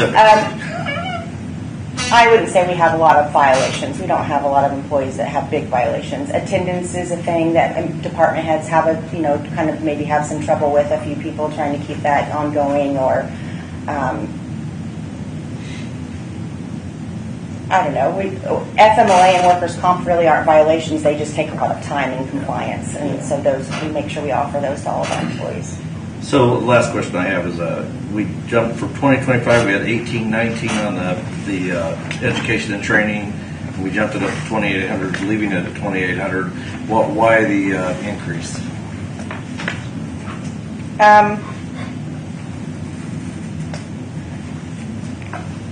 On the certifications and training, I was just wanting to make sure that if they cost more for us to do those annual memberships or any kind of, I don't know that we'll need that, but just kind of anticipating maybe that some of the courses are going up, or we might have to have some certifications on some of the new tax laws that are going into place that we have to make sure we abide by this year, for the overtime rules not being taxed, and all of those things. So just kind of trying to prepare. Sounds good. Commissioner Dunn. Thank you, Mr. Chairman. Have you done any research, or not really research? I know that you're very comfortable in the HR department, and whenever I visit them or had communication with them, they've always been very, very helpful. And it seemed that you said you could forecast there being a morale problem coming up. Is there anything not specific? Because sometimes we can't be in your position. Is there anything that you can point out that you would suggest that we do or make room for that would help that? Mark and I have talked a lot about that, and that's where a lot of the utilizing any kind of resources that we have available and pushing like our current EAP program, we already have that in place. There are some benefits in that we maybe are not advertised as much or utilized. So I definitely want to jump into those things that we already have in place and try to use those more and make sure the employees have access and knowledge that they exist. When I say that, I only look at that from my past experience. I don't really have anyone right now that's threatening to quit, or this is a big we're not going to have a mass walkout. But just in the past, I've kind of seen that employees don't feel valued, or they feel like they're put to the side for other things. That they talk a lot, and so that communication kind of spurs engagement and loyalty, and how we feel about our place. And once the negative cycle starts, it is hard to get back to a positive side. So on the railroad, they generally have like a safety feed every month, or that kind of they'll bring people in. They'll maybe give a few little rules of training, but also you'll have a meal. Is that something that you think would benefit the morale? I don't know if we can get everyone together for an on-site. We have been looking at that. I do utilize our workers' comp carrier for free defensive driving training to make sure we're compliant in that area. I will be starting in June a monthly safety talk that will be going out to all the employees, and each department kind of will use that as they have their own little department meeting so they can make sure everyone reads that and signs off, just to try to get people more engaged. We're going to focus that on some of our benefits that we offer and some of our safety slips, trips, and falls, those kind of things that become natural. But I do have to speak very highly on our injuries this last year. That was in my last quarterly review. We've done amazing in workers' comp, so I do think that everyone is aware and we're helping each other, and we have a very safety-conscious attitude. So now it's just a matter of if the employees are doing what they need to do to work, how do we make sure they feel valued? So, and that's going to be on all of our shoulders to do that. So, Commissioner, for at least 10 years, we have not used county money to provide food for the employees. I think a couple of departments have provided a meal here and there when they've had their end of year stuff, and maybe in the treasurer's office when they have their employees have to work longer hours. But typically, we do not use county money to provide any kind of food. So the barbecue that we've done in the past, department heads, elected officials contributed to that. So offering like a monthly meal for certain departments or for people, obviously that builds camaraderie, but it comes out of the pockets of the supervisors, department heads, elected officials. So feeding 400 and some people every month is costly. So we just avoided doing any of that because of the fact that we're using taxpayer money to do it. So we just haven't done that in the past. We're just looking at issues to take morale. I think it would, would it be nice? It sure would be nice, but we just haven't done that in the past, and it's not in our budget to do it. Mayor, couldn't we set something up in the HR division that, so we wouldn't have to do it sooner, but they would conduct it and do these kind of things, whether it be a gift card because you haven't fallen down and broken your neck or something like that you'd set it in one budget, not set it all over the place, but have one person, which would be HR, oversee that when you do it. I know a lot of us up here, when we do the county cookout for all the employees, I enjoy giving them, but I think if there's any way to, and being very careful with our budget, but at the same time, if you have people leave you, especially I look at law enforcement, I look at something, or even public works, and we have to retrain them again because they're not feeling, like they're like maybe they're welcomed or like we won't care about them, which we all do. You might be better spending a few dollars here than when you have to go back and retrain everybody when you keep bringing in these new people with the turnover that we're conducting. I'm looking at you, Mark. I'm saying to everybody. Something we definitely consider if the board wanted to add funding to the budget for maybe a quarterly meal or something like that. We could do it. We would be happy to do that. It's just we have not had that in the budget. Or even every 6 months, just something to let them know. Because I've noticed when we do the cookout out there that a lot of departments and a lot of people that don't usually get to see each other get to come and mingle and talk and like that. And it's a quality of life issue. And maybe we don't want to spend money on it. I've just seen how it's worked in other jurisdictions. Mr. Could I yield my time to Crystal in the audience to come up to the mic? Is she going to talk about human resources? No, I don't have a degree in human resources, but good, you can help us then. I just said puppies. That's all I said. How about puppies? With that, with you, puppies were. You can give away some puppies. We're morale. Yeah. Boost, People love that. That might boost some people's morale. Yeah. That's all I'm out. Thank you, Chris. Coffee and puppies. Exactly. Because you see all these like cat cafes and all these things, and so I loved her idea of bringing in. Do you have puppies? I have one Ruby. I think Vanessa would like to have a puppy. If I bring Ruby in, everyone will come. So a couple of things, commissioners, on the employee retention and morale. I think that the county's doing things. We're trying to stay competitive.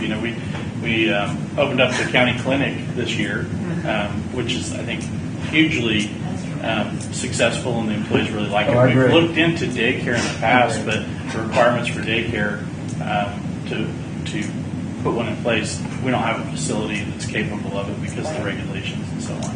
So we've looked at these things. Some of the stuff that we get, the SAVI that Monica's referring to is a benefit we received through NACO.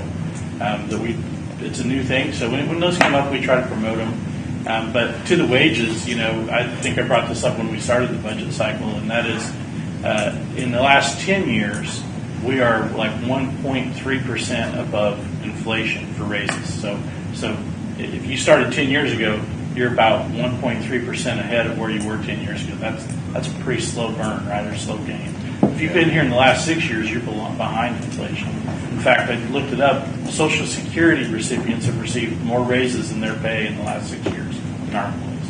So it does matter. Yeah. It does matter. So a question for you on the daycare.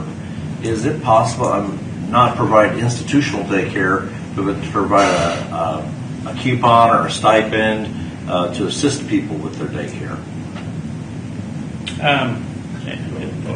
Those things are always possible. That's cheaper than providing an institutional. Yeah. We would benefit the employees. We were trying to look at something that would be available because we felt like cost-wise it would be more affordable for the county, and we were in tune with the hours that were required. But from a facility standpoint, it just wasn't a possibility. But vouchers or something like that, it's just another benefit, right? So employees love the benefits. That's going to help, 25 to 30% of our employees. That would help them.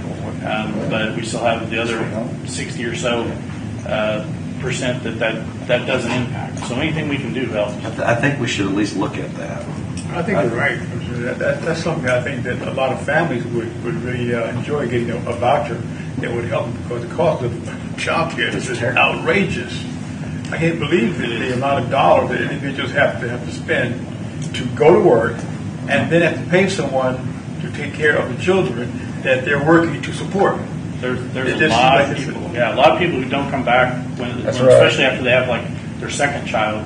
They don't come back to work because that's the key right there. They're working to pay daycare. They don't and then you put the responsibility on the family to determine where they're going to get the daycare, but you give them a little voucher to help them. I think that's an option, at least. I know you all have a lot on your plates, and this is one of the many things you have to make decisions on. I just wanted to take the opportunity to not forget the employee, because I see them, and there's a handful that work really hard. More than a handful, but we're not going to take that clip there. Right, that's good. Straight from HR. It is the actual lifeblood of any organization, of the individuals that are working for them in an environment that they can appreciate. And when you're not feeling appreciated, the morale goes from here to under the floor. Yeah, and I don't think we're there yet. I just wanted to bring this up as let's be cautious of it. Yeah. And we appreciate that. Mm-hmm. Yes, we do. Is that everybody have their questions answered? Thank you very much. Thank you. Appreciate it. How about information systems? He's been a happy camper the last 2 weeks. I see him downstairs. I brought backup. Morning. Morning, We're still on. I brought with me today Stephen Russell, who is the deputy of in the IS department, and my right hand. So I lean on him a lot to get stuff done in the IS department. So I kind of want to set the narrative when it comes to the IS department for this budget. So the IS department's 2027 budget request it's going to represent a central risk mitigating pivot, from what we've been used to. And the reason for that is because as critical infrastructure spanning the county, migrates to a more modern cloud-based environment, some of our tasks are reaching critical tipping points. So we have to change the where we're doing business to conform to those things. So what do I mean by that? So managing our modern municipal digital footprint cannot be sustained using legacy reactive type models. So our budget proactively addresses 3 core liabilities that could threaten our continuity. I would say an understaffed team, an escalating and sophisticated cybersecurity threat landscape, and an aging network core. So with that, we have tons of projects that we have to get done, and not because we're doing anything terribly wrong right now, but because it's just culminating to the point where everything's is coming to end of life. Software has to get replaced. We're going to a more subscription-based type applications for departments and for us as well. So we're centering all the software requests for our exchange and our office under one umbrella to help us with risk management of software. So you will see in my budget I talk about human capital. Once again, as we continue to apply all of these connections to cloud-based applications, well, that requires that's a bigger strain on our network.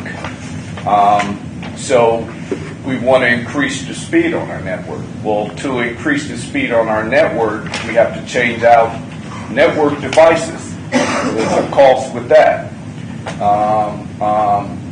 We have refreshes coming up for our EMS department, for our register of deeds. Their hardware is becoming outdated, and they have to be replaced.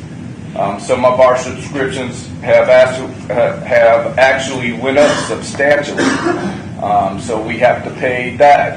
It's all happening kind of at one time. So I want to try to get that point across. So we want to invest in human capital, which is our own on staff. As we increase our network tasks, we need a network administrator. So we don't have one. We've been kind of like all trying to put our heads together to make sure we have a stable network and that it stays stable. So we need another help desk technician because even though we cut our help desk tickets last quarter by 30%, there still are tons and tons of tickets starting to come in as we go to this more cloud-based type architecture.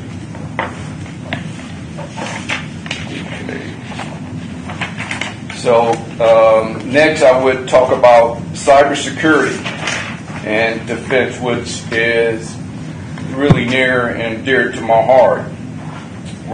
With the ongoing centralization of Microsoft Exchange Online and our Office, we're driven by critical security compliance needs.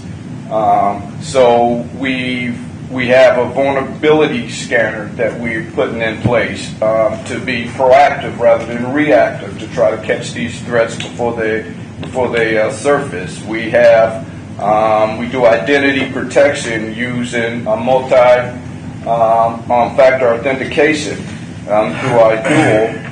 And we also have to satisfy a compliance to Department of Homeland Security for ADA compliance. That's the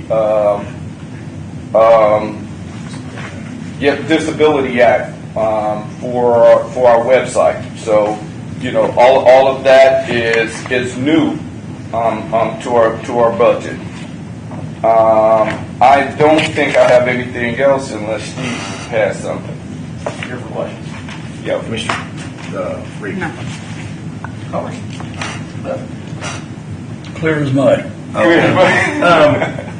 Then this is maybe for Mr. Lawfrey as well. It looks like the trend in this area is dramatic increases.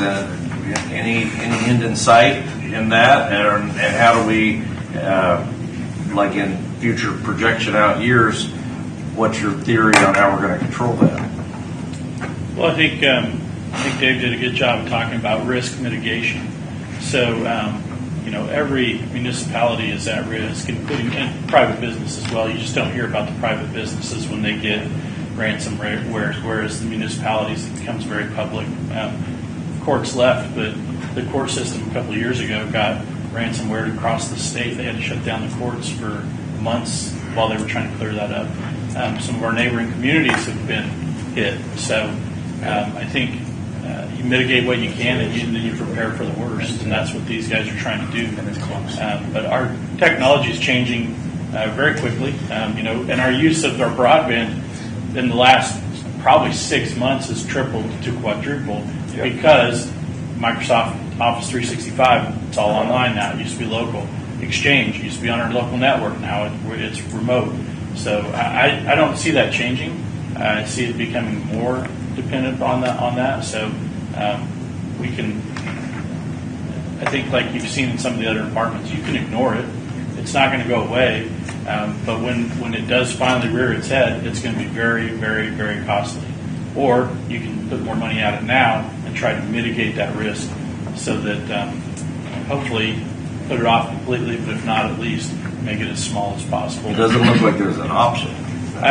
Like I said, there's an option. There's just Well, not a big not option. good. I mean, honestly, Yeah, if you're going to do business, it's probably not an option.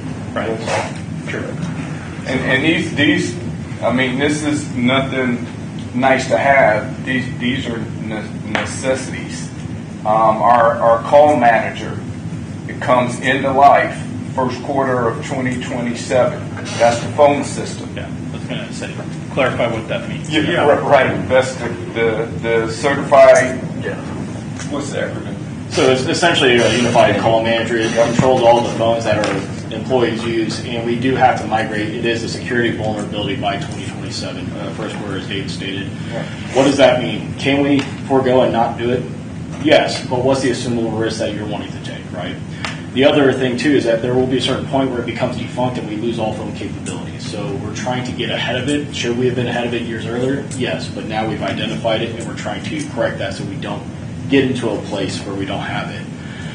So that's one project of many that David's stating. There are other projects not listed on this that we're trying to do project management at our best capability.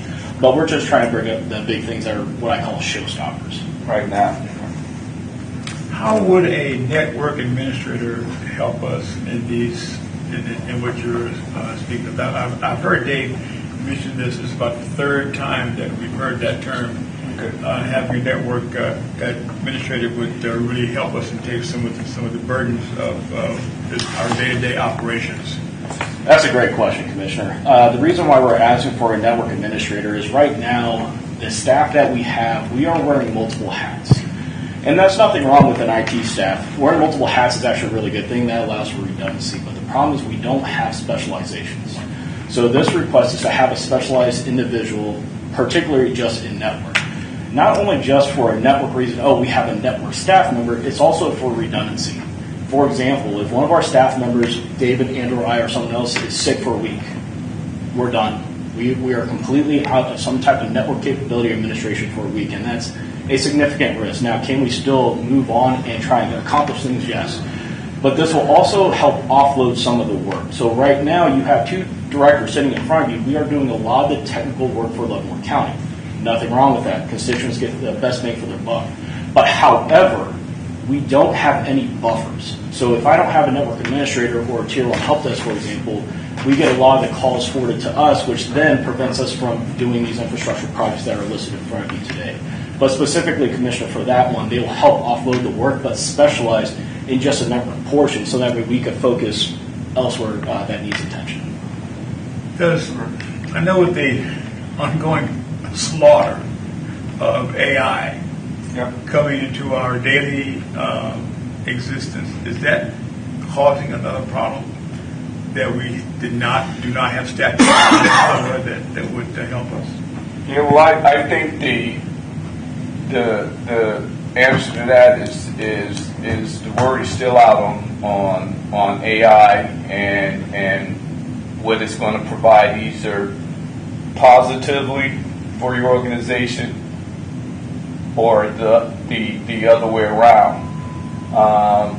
So we're just not there yet as far as that concerned. But AI is here to stay. I will tell you that, and it's not going anywhere. So the thing is not to. I tell people don't run away from it. Understand how you're going to be able to use it to help you do your job, to come to the decision-making process quicker, which is what it's designed to do, to get to a decision-making process quicker. So, but you got to have guardrails. Right. So. AI is a very useful tool, but it's a very useful tool for both sides of this equation. Absolutely. The nefarious actors also use AI to help them take advantage, but I try to tell people AI is great, but you also need DOE, which is decades of experience. Right. So if you don't know, if some people use AI, but if you don't know the process of what you're trying to get it to do, it can hurt you. And that's where people kind of fail at it. So knowing what you're using it for is very important. So I read an article just yesterday or the day before about AI, and it was stating that the hallucination rate can be up to 30% on AI. So this has come into play when people are submitting legal documents, and AI makes up cases and actually they look cited, but they don't exist. So if you don't have a verification and accountability, absolutely, it falls apart. Same thing with medical records. They get medical records and it gives the wrong dosage because it's hallucinating. So it's a great technology, but we have to verify, and the human element still is important. Absolutely. So, any further questions? Not for me. I think a network administrator is something that we need to contemplate on and to see if that can eliminate some of the issues that we're having that could cause us severe damage in the near future. Absolutely. All right. Thanks a lot. Thank you. Thank you. Okay, community corrections, juvenile detention. One of my favorite people is here today. Yeah. How we doing? Good. Good morning, everyone. Good morning. Turn it on. Neat technology. This year, our total request is $514,147. $225,000 of that is for our juvenile detention. It's where you see the $8,000 increase over last year's request, and then the rest is pretty straightforward and flat. Our $33,000 on contractual utilities. Our transfer to employee benefits barely increased, not even by $1,000, and salaries is relatively similar, just a little bit lower from last year, and that the county's portion covers 10 to 40% of 9 different people's salaries or benefits. And the way I can keep this pretty flat year over year is because of my $1.1 million in annual operational grants, and then We also write competitive grants as well. So. All right, questions? Not yet. That's wonderful with the grants. That's, Yep. I know not available in all the areas, but I'm really glad we're able to use it. Thank you. Commissioner? All right. I have a question. Go ahead. So, Jamie, at the state level, what did they do for wages for community corrections In 2023? coming up? No. Oh, and For this next year's budget. so for the next year's budget, the state employees, I think some of them are getting 1%. Some of the judges are also getting it, but court services is not.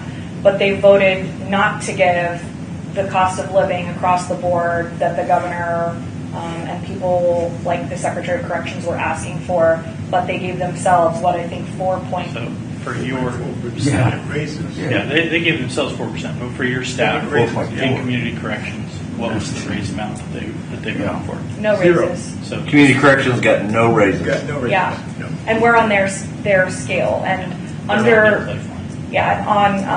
typically if we have a Republican governor, state employees don't get them. So depending on how the election goes, we won't get a raise for 8 years. we won't philosophize. Well, that's not true. Some Politics. governors may just do a little different. We won't philosophize on politics. Statistically, in the past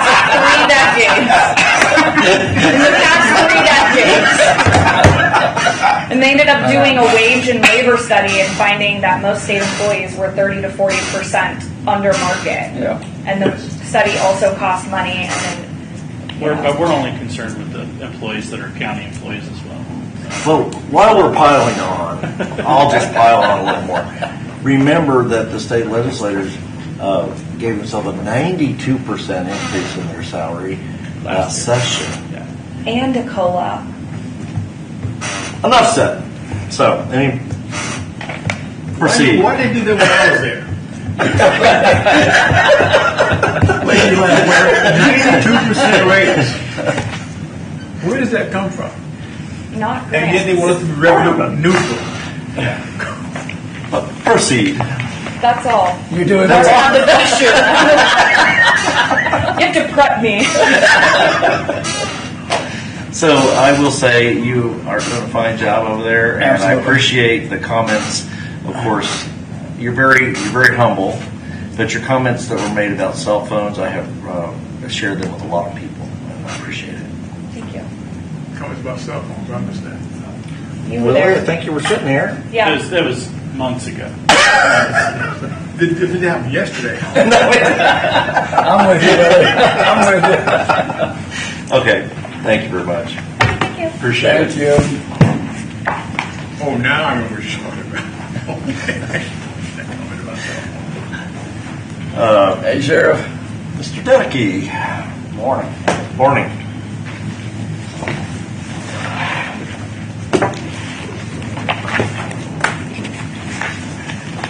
Sheriff's office.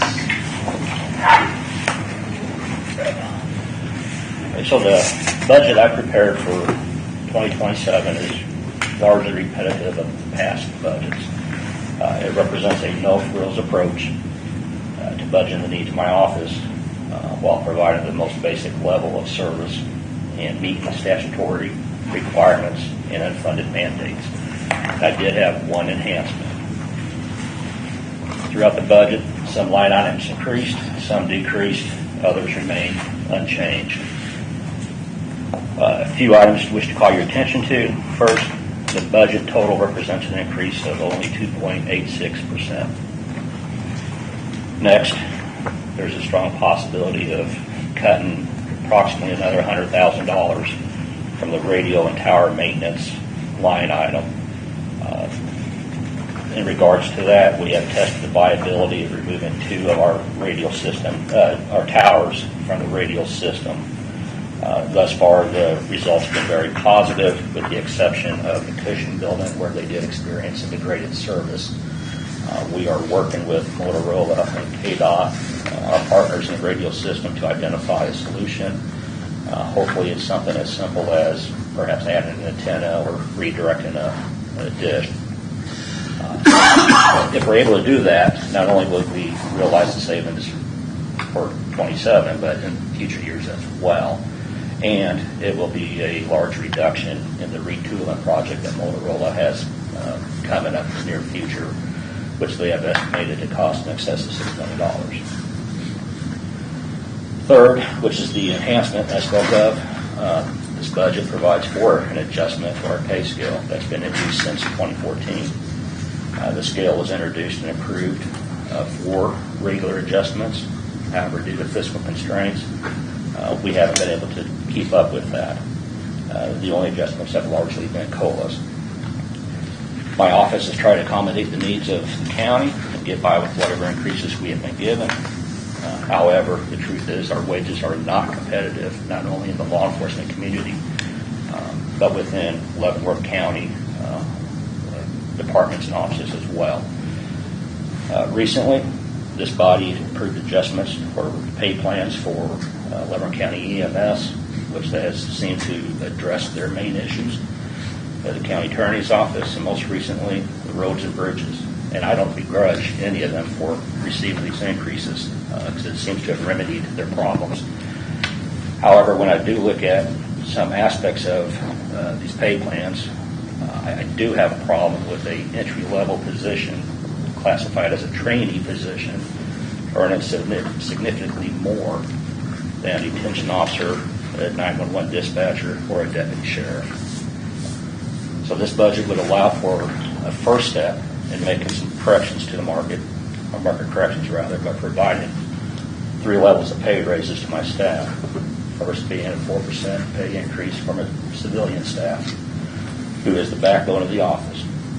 A 10% increase for rank and file and dispatchers, and then a 7% increase for lieutenants, captains, and majors. And I realize this is a big ask, but I'm resolute that this action is required in order to attract and retain the best qualified employees for Leavenworth County. And Sheriff, to be a what was competitor the in this market. last statistic you gave? I didn't catch it, the last one. Percentage-wise, 7%. 7%. I'm sorry. Finally, this budget reflects the removal of 2 funded positions and reduction in our capital outlay request of $200,000. I respectfully request your approval of this budget as presented, and will avail myself to any questions you may have. Commissioner Reed. None. Mr. Culberson. Mr. Smith. Hey, Andy, well, Sheriff, I've got a couple things I like looking at. It makes it easier when you do things like applications by the year, where did they go, by the numbers. It's one of my favorites because it really shows it very clear what's going on. And I did mark the pay back here with my sticky note to compare, and I just didn't realize it was that far off. And, you know, we always try to do what we can for the county, but I never realized when I looked at some of these comparisons how far that was off, and it was startling to me. So I don't know what's going to shake out of it, but by doing your budget this way, you definitely got my attention. Okay. That's all I have. Only thing I have to say is I've researched a lot into this, and statutory requirements that you have are what you have. And very much we're obligated to follow what your request is. I'm not finding that in this the increase that you're asking for the rank and file. I'm probably missing it. Hold me back. The first paragraph of the narrative covers that, and then the pay comparisons begin on page 10 of the I think the 4th page in at the top has the explanation of the breakout percentage-wise under personal services, and then by the numbers towards the back.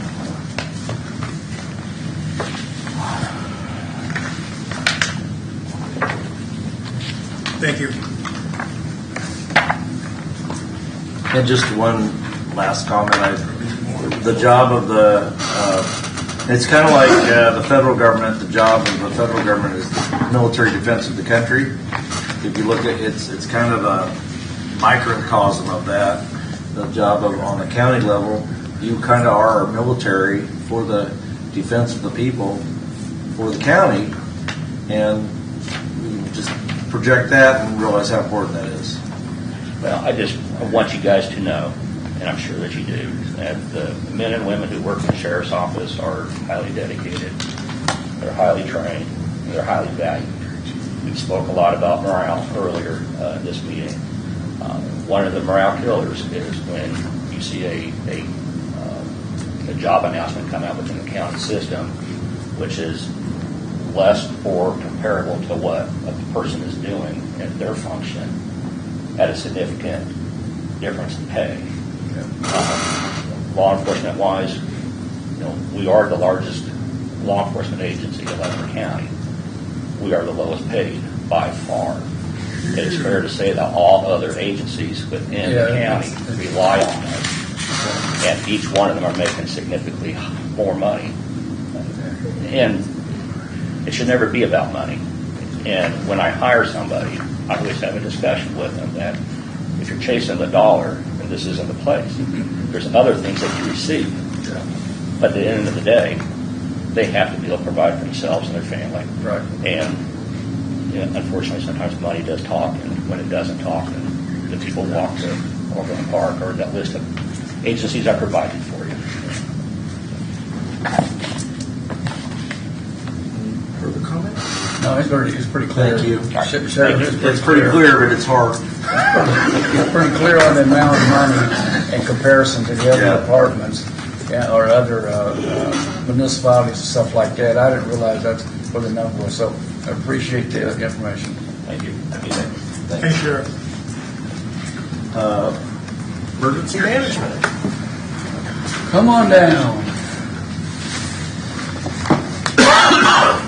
Thank you, Commissioners. Understand that emergency management has not had a budget since 2018, being under the Sheriff's Office. Yeah. So we put this together the best we could.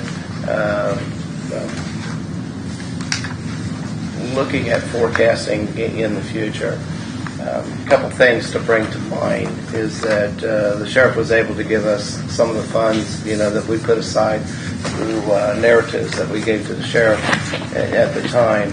But we tried to stay as close as we could at what we're operating on this year with our thought process. One of the major changes would be that, and you're going to hear from me first here, as well as I've said to County Administrator Mark, that 2027 will probably be my last year with Leavenworth County. I haven't filed any paperwork yet, but I'll be 69, and it's time to move forward. Have you asked our permission for that? No, sir. That's why I have not. But that's my future plan. But with that said, I want to assure that Zach had a hard decision to make when we went from a three-person team down to a two-person team. And I had a hard decision to make at that time as well. Zach chose to come this side of the fence, if you will, and he took a reduction in salary to maintain his emergency management education that he's been working on for the last 6-7 years. With that said, I feel very confident that Zach would make a good replacement for me. Of course, that's going to be up to County Administrator and the Board of County Commissioners if they see fit, and Zach's well aware of that. But in that, I'm looking that in 2027. Right now, we had to find a position for him for the salary that was met, but to still give him the authority through the state of Kansas that we have to have a deputy and/or an assistant coordinator, and he was listed as an assistant coordinator within the state of Kansas at this time, which is emergency management. With that said, in 2027, I would like to be able to see that position move to deputy director, and then somewhere halfway through the year, bring in somebody else to fill his shoes as I fade away into the sunset. There's a couple ways we can do with that. Each year, for the last 38 years that I've been here, we've applied for and been accepted to get the Emergency Management Performance Grant. Last year, how much did we get? Out of that 75,000, give or take. Right? We applied for 80,000, and we get close to that each year. So we got 75,000, some change to that. 50% of that, over 50% of that, goes towards salary, and that went to Rachel's salary, which is reimbursable back to the sheriff. So when we get that funding, which should be here in the short term, I say short term, we're working with federal dollars, so no term. 3 years. We got all the paperwork in and signed. A portion of that funding is going to go back to the sheriff, for Rachel's position. So we have that opportunity to either fill in 2027 with that dollar amount with a new person, or if we choose not to go with the 3 at this time, we can apply that to the salary of the deputy director to fill into that position. Sounds confusing, but we're looking at about $42,000 difference there, one way or the other, to look at that. When you look at my narrative and what have you, as I was looking at this morning, it says 3 full-time employees. It's supposed to be 2. I apologize for that.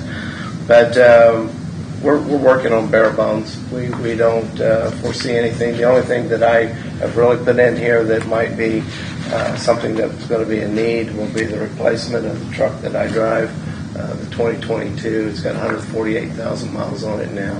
So in 2027, we'd be looking for the replacement of that vehicle.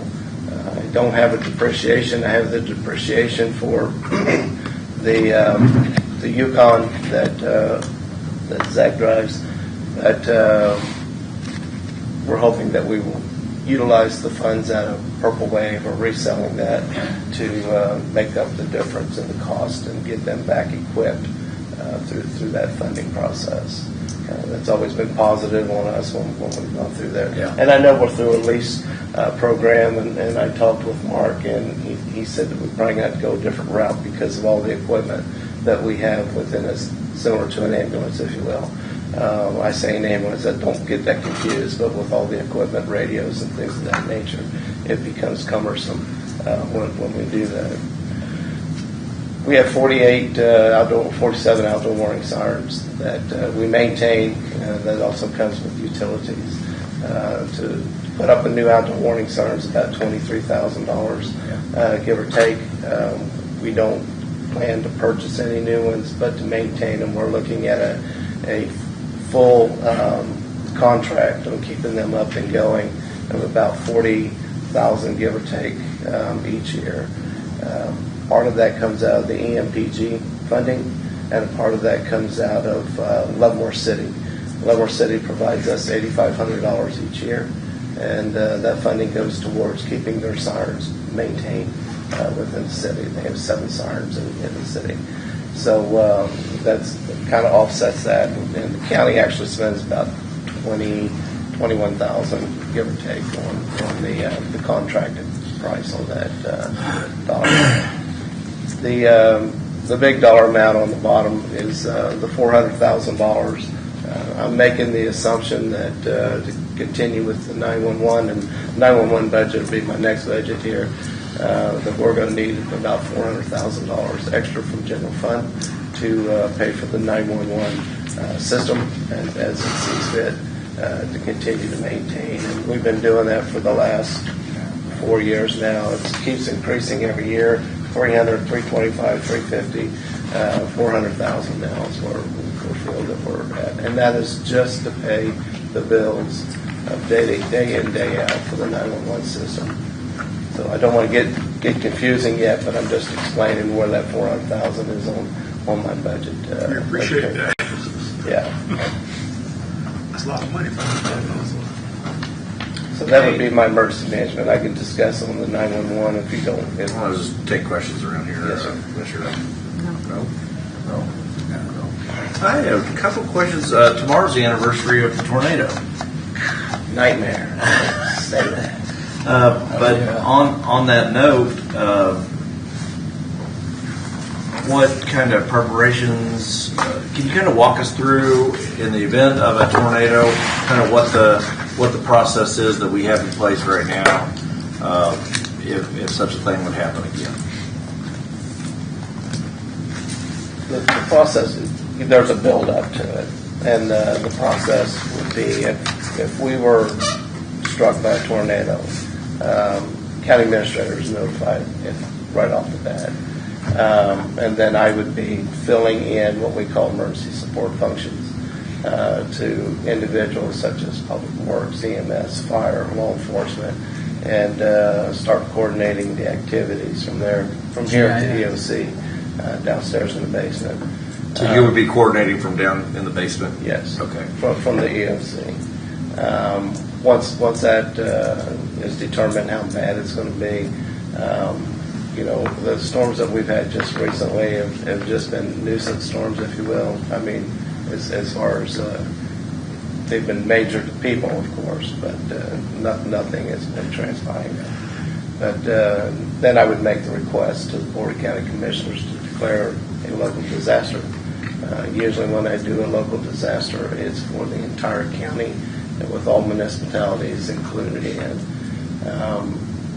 And then we just coordinate the activities on a day-to-day basis. And then we build what we call an incident action plan of what our goals and our objectives are originally, and then what they will be for the next day.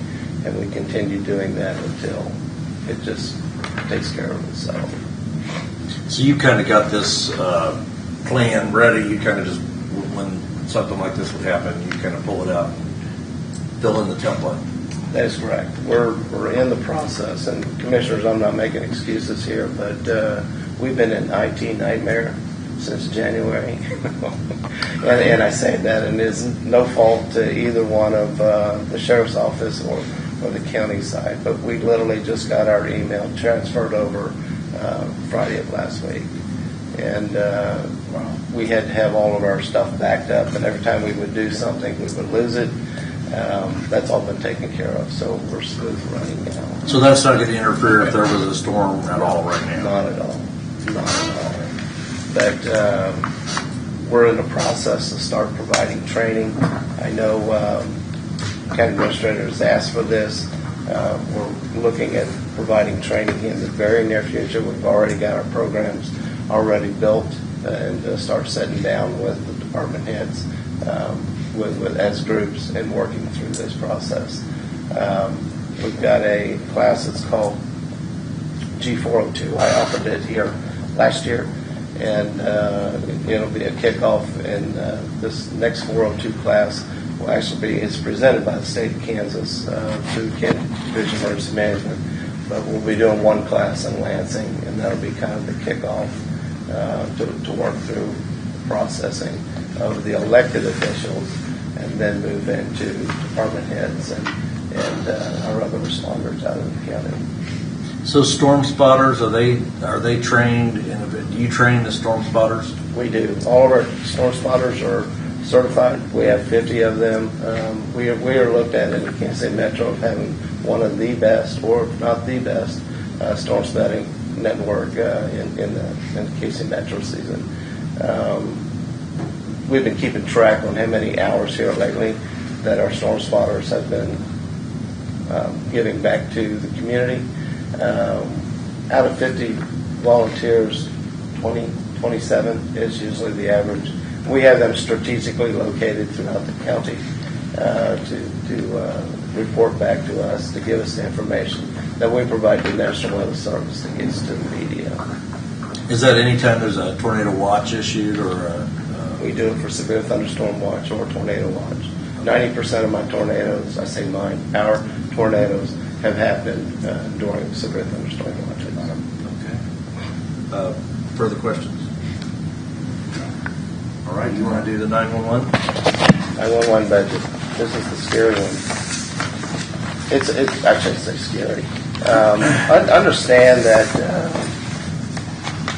state statute only allows so much for 911 fees. It's a tariff that they attach to cell phones, wireline phones, and these devices get charged 90 cents per call, or 90 cents per system. What's happened in this is in the way that they package phones together now, it comes in as a family plan. So you only get charged, family might have 4 phones, but you're only getting charged 1.90 fee when the fees go down at the end. So, and then wireline, if you got a wireline phone still in your house, you're way behind times, but that has dwindled to almost nothing. We thought it was going to be a good thing because everybody has a cell phone, I say everybody, but when you start packaging these all together, it's really not a whole lot better than what we're at. So with that said, we have obtained about a little over $400,000 a year in 911 channels. Our total dollar amount is over $800,000 in cost just to maintain the system. When I say maintain, anytime there's a generator breaks down, high-vac system goes down. Right now, we just had to replace all the tower lights on the Eisenhower Tower. Just to buy the equipment was almost $6,000, and it's going to be almost that again to do the installation, because you just don't find somebody that'll climb up 400 feet and screw a light bulb in. I know that sounds very elementary, but it's very technical. We provide all the training. I say we, the 911 funds, by state statute, provides all the training for dispatchers, provides all the radio equipment. And when I say radio equipment, it's whatever it takes for a dispatcher, once they receive the phone call, they hang up that phone call, key up that microphone to the responder out into the field. So that's when it ends. And then when the responder calls back, it has to hit the tower and then go back to the dispatcher. So everything in between that, to include road signs, is part of the 911 system. We have a very robust system. We pay, we're part of the Mid-American Regional Council's coordination system that take care of our language line, which is foreign languages and things of this nature. It takes care of coordination to keep up our public safety answering points that we have, which is the dispatch console. Keep them up to date, keep up the computers up to date, things to this nature. So we pay them about $33,000 a month. I know you've seen that come across on the bills, and that's what it pays out of that.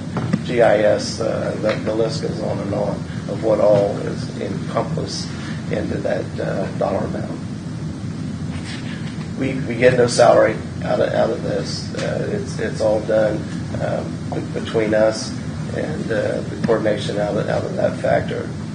The big thing that is the big ticket item coming down the road is not only do we need $400,000 to meet the price, is the sheriff made comment in his, is that $6 million price tag that we're going to be up against by 2031.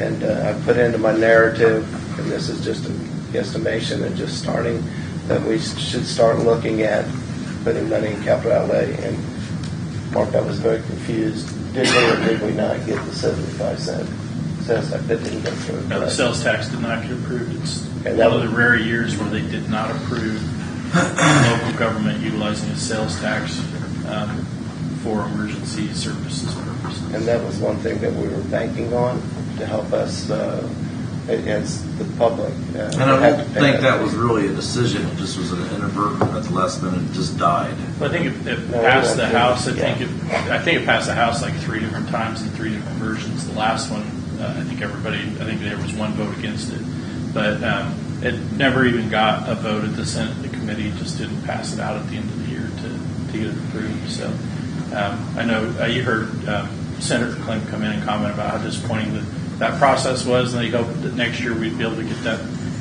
across the finish line. So we don't have the time to set aside depreciation to replace this. It's not doable. It's either issue debt and to do it, and then let the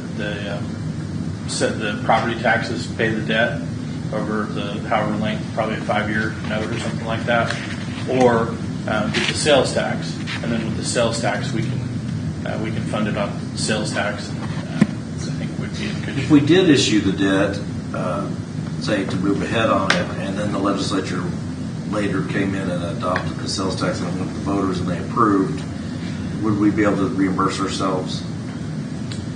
It just depends on how we structure the debt. Yeah. More than likely, yes. We just pay the debt off or everything. So you're asking if we get reimbursed for that debt? Yeah, that's what he said. Most likely we could. Okay.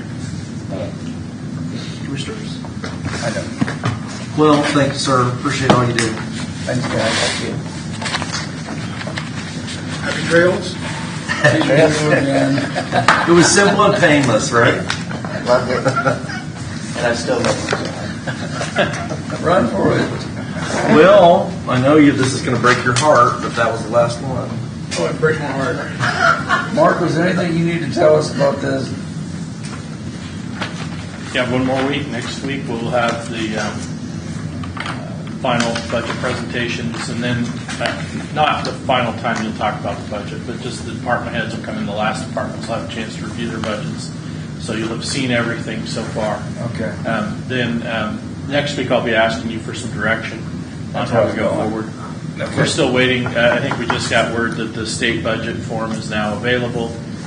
We don't get the final valuation through the appraiser and then the clerk's office. I think it's like June 15th or something like that. So really can't do anything with it until then. But next week, after we get the last ones in, I'll be asking for some direction on what the board wants me to do. And probably then the next, depending on how that goes, I would expect that July will be a very busy month with budgets, with reviewing what we've put together, with making some decisions, calling back in any departments if you need to, those types of things. The end of August, statutorily, I think August 26th. I think August 26th is the first day we can approve the budget. I would love to do it right about that time frame, but we can go into September, I think, if we have to. What about the revenue neutral vote? When does that happen? What's the deadline? That's going to be one of the things that we discuss next week. I don't remember the specific deadline on that, but I think it's end of June as well. Everything has to be approved by September 1st. But what about the revenue neutral notices? We have to decide next week. The 20th? Yeah, that sounds right. But June, yeah. And the state has to be notified by that point? You have to adopt the letter and send it. Yeah, that's right. Okay. Well, that's coming right up. Yes, it is. Okay. Have a good day.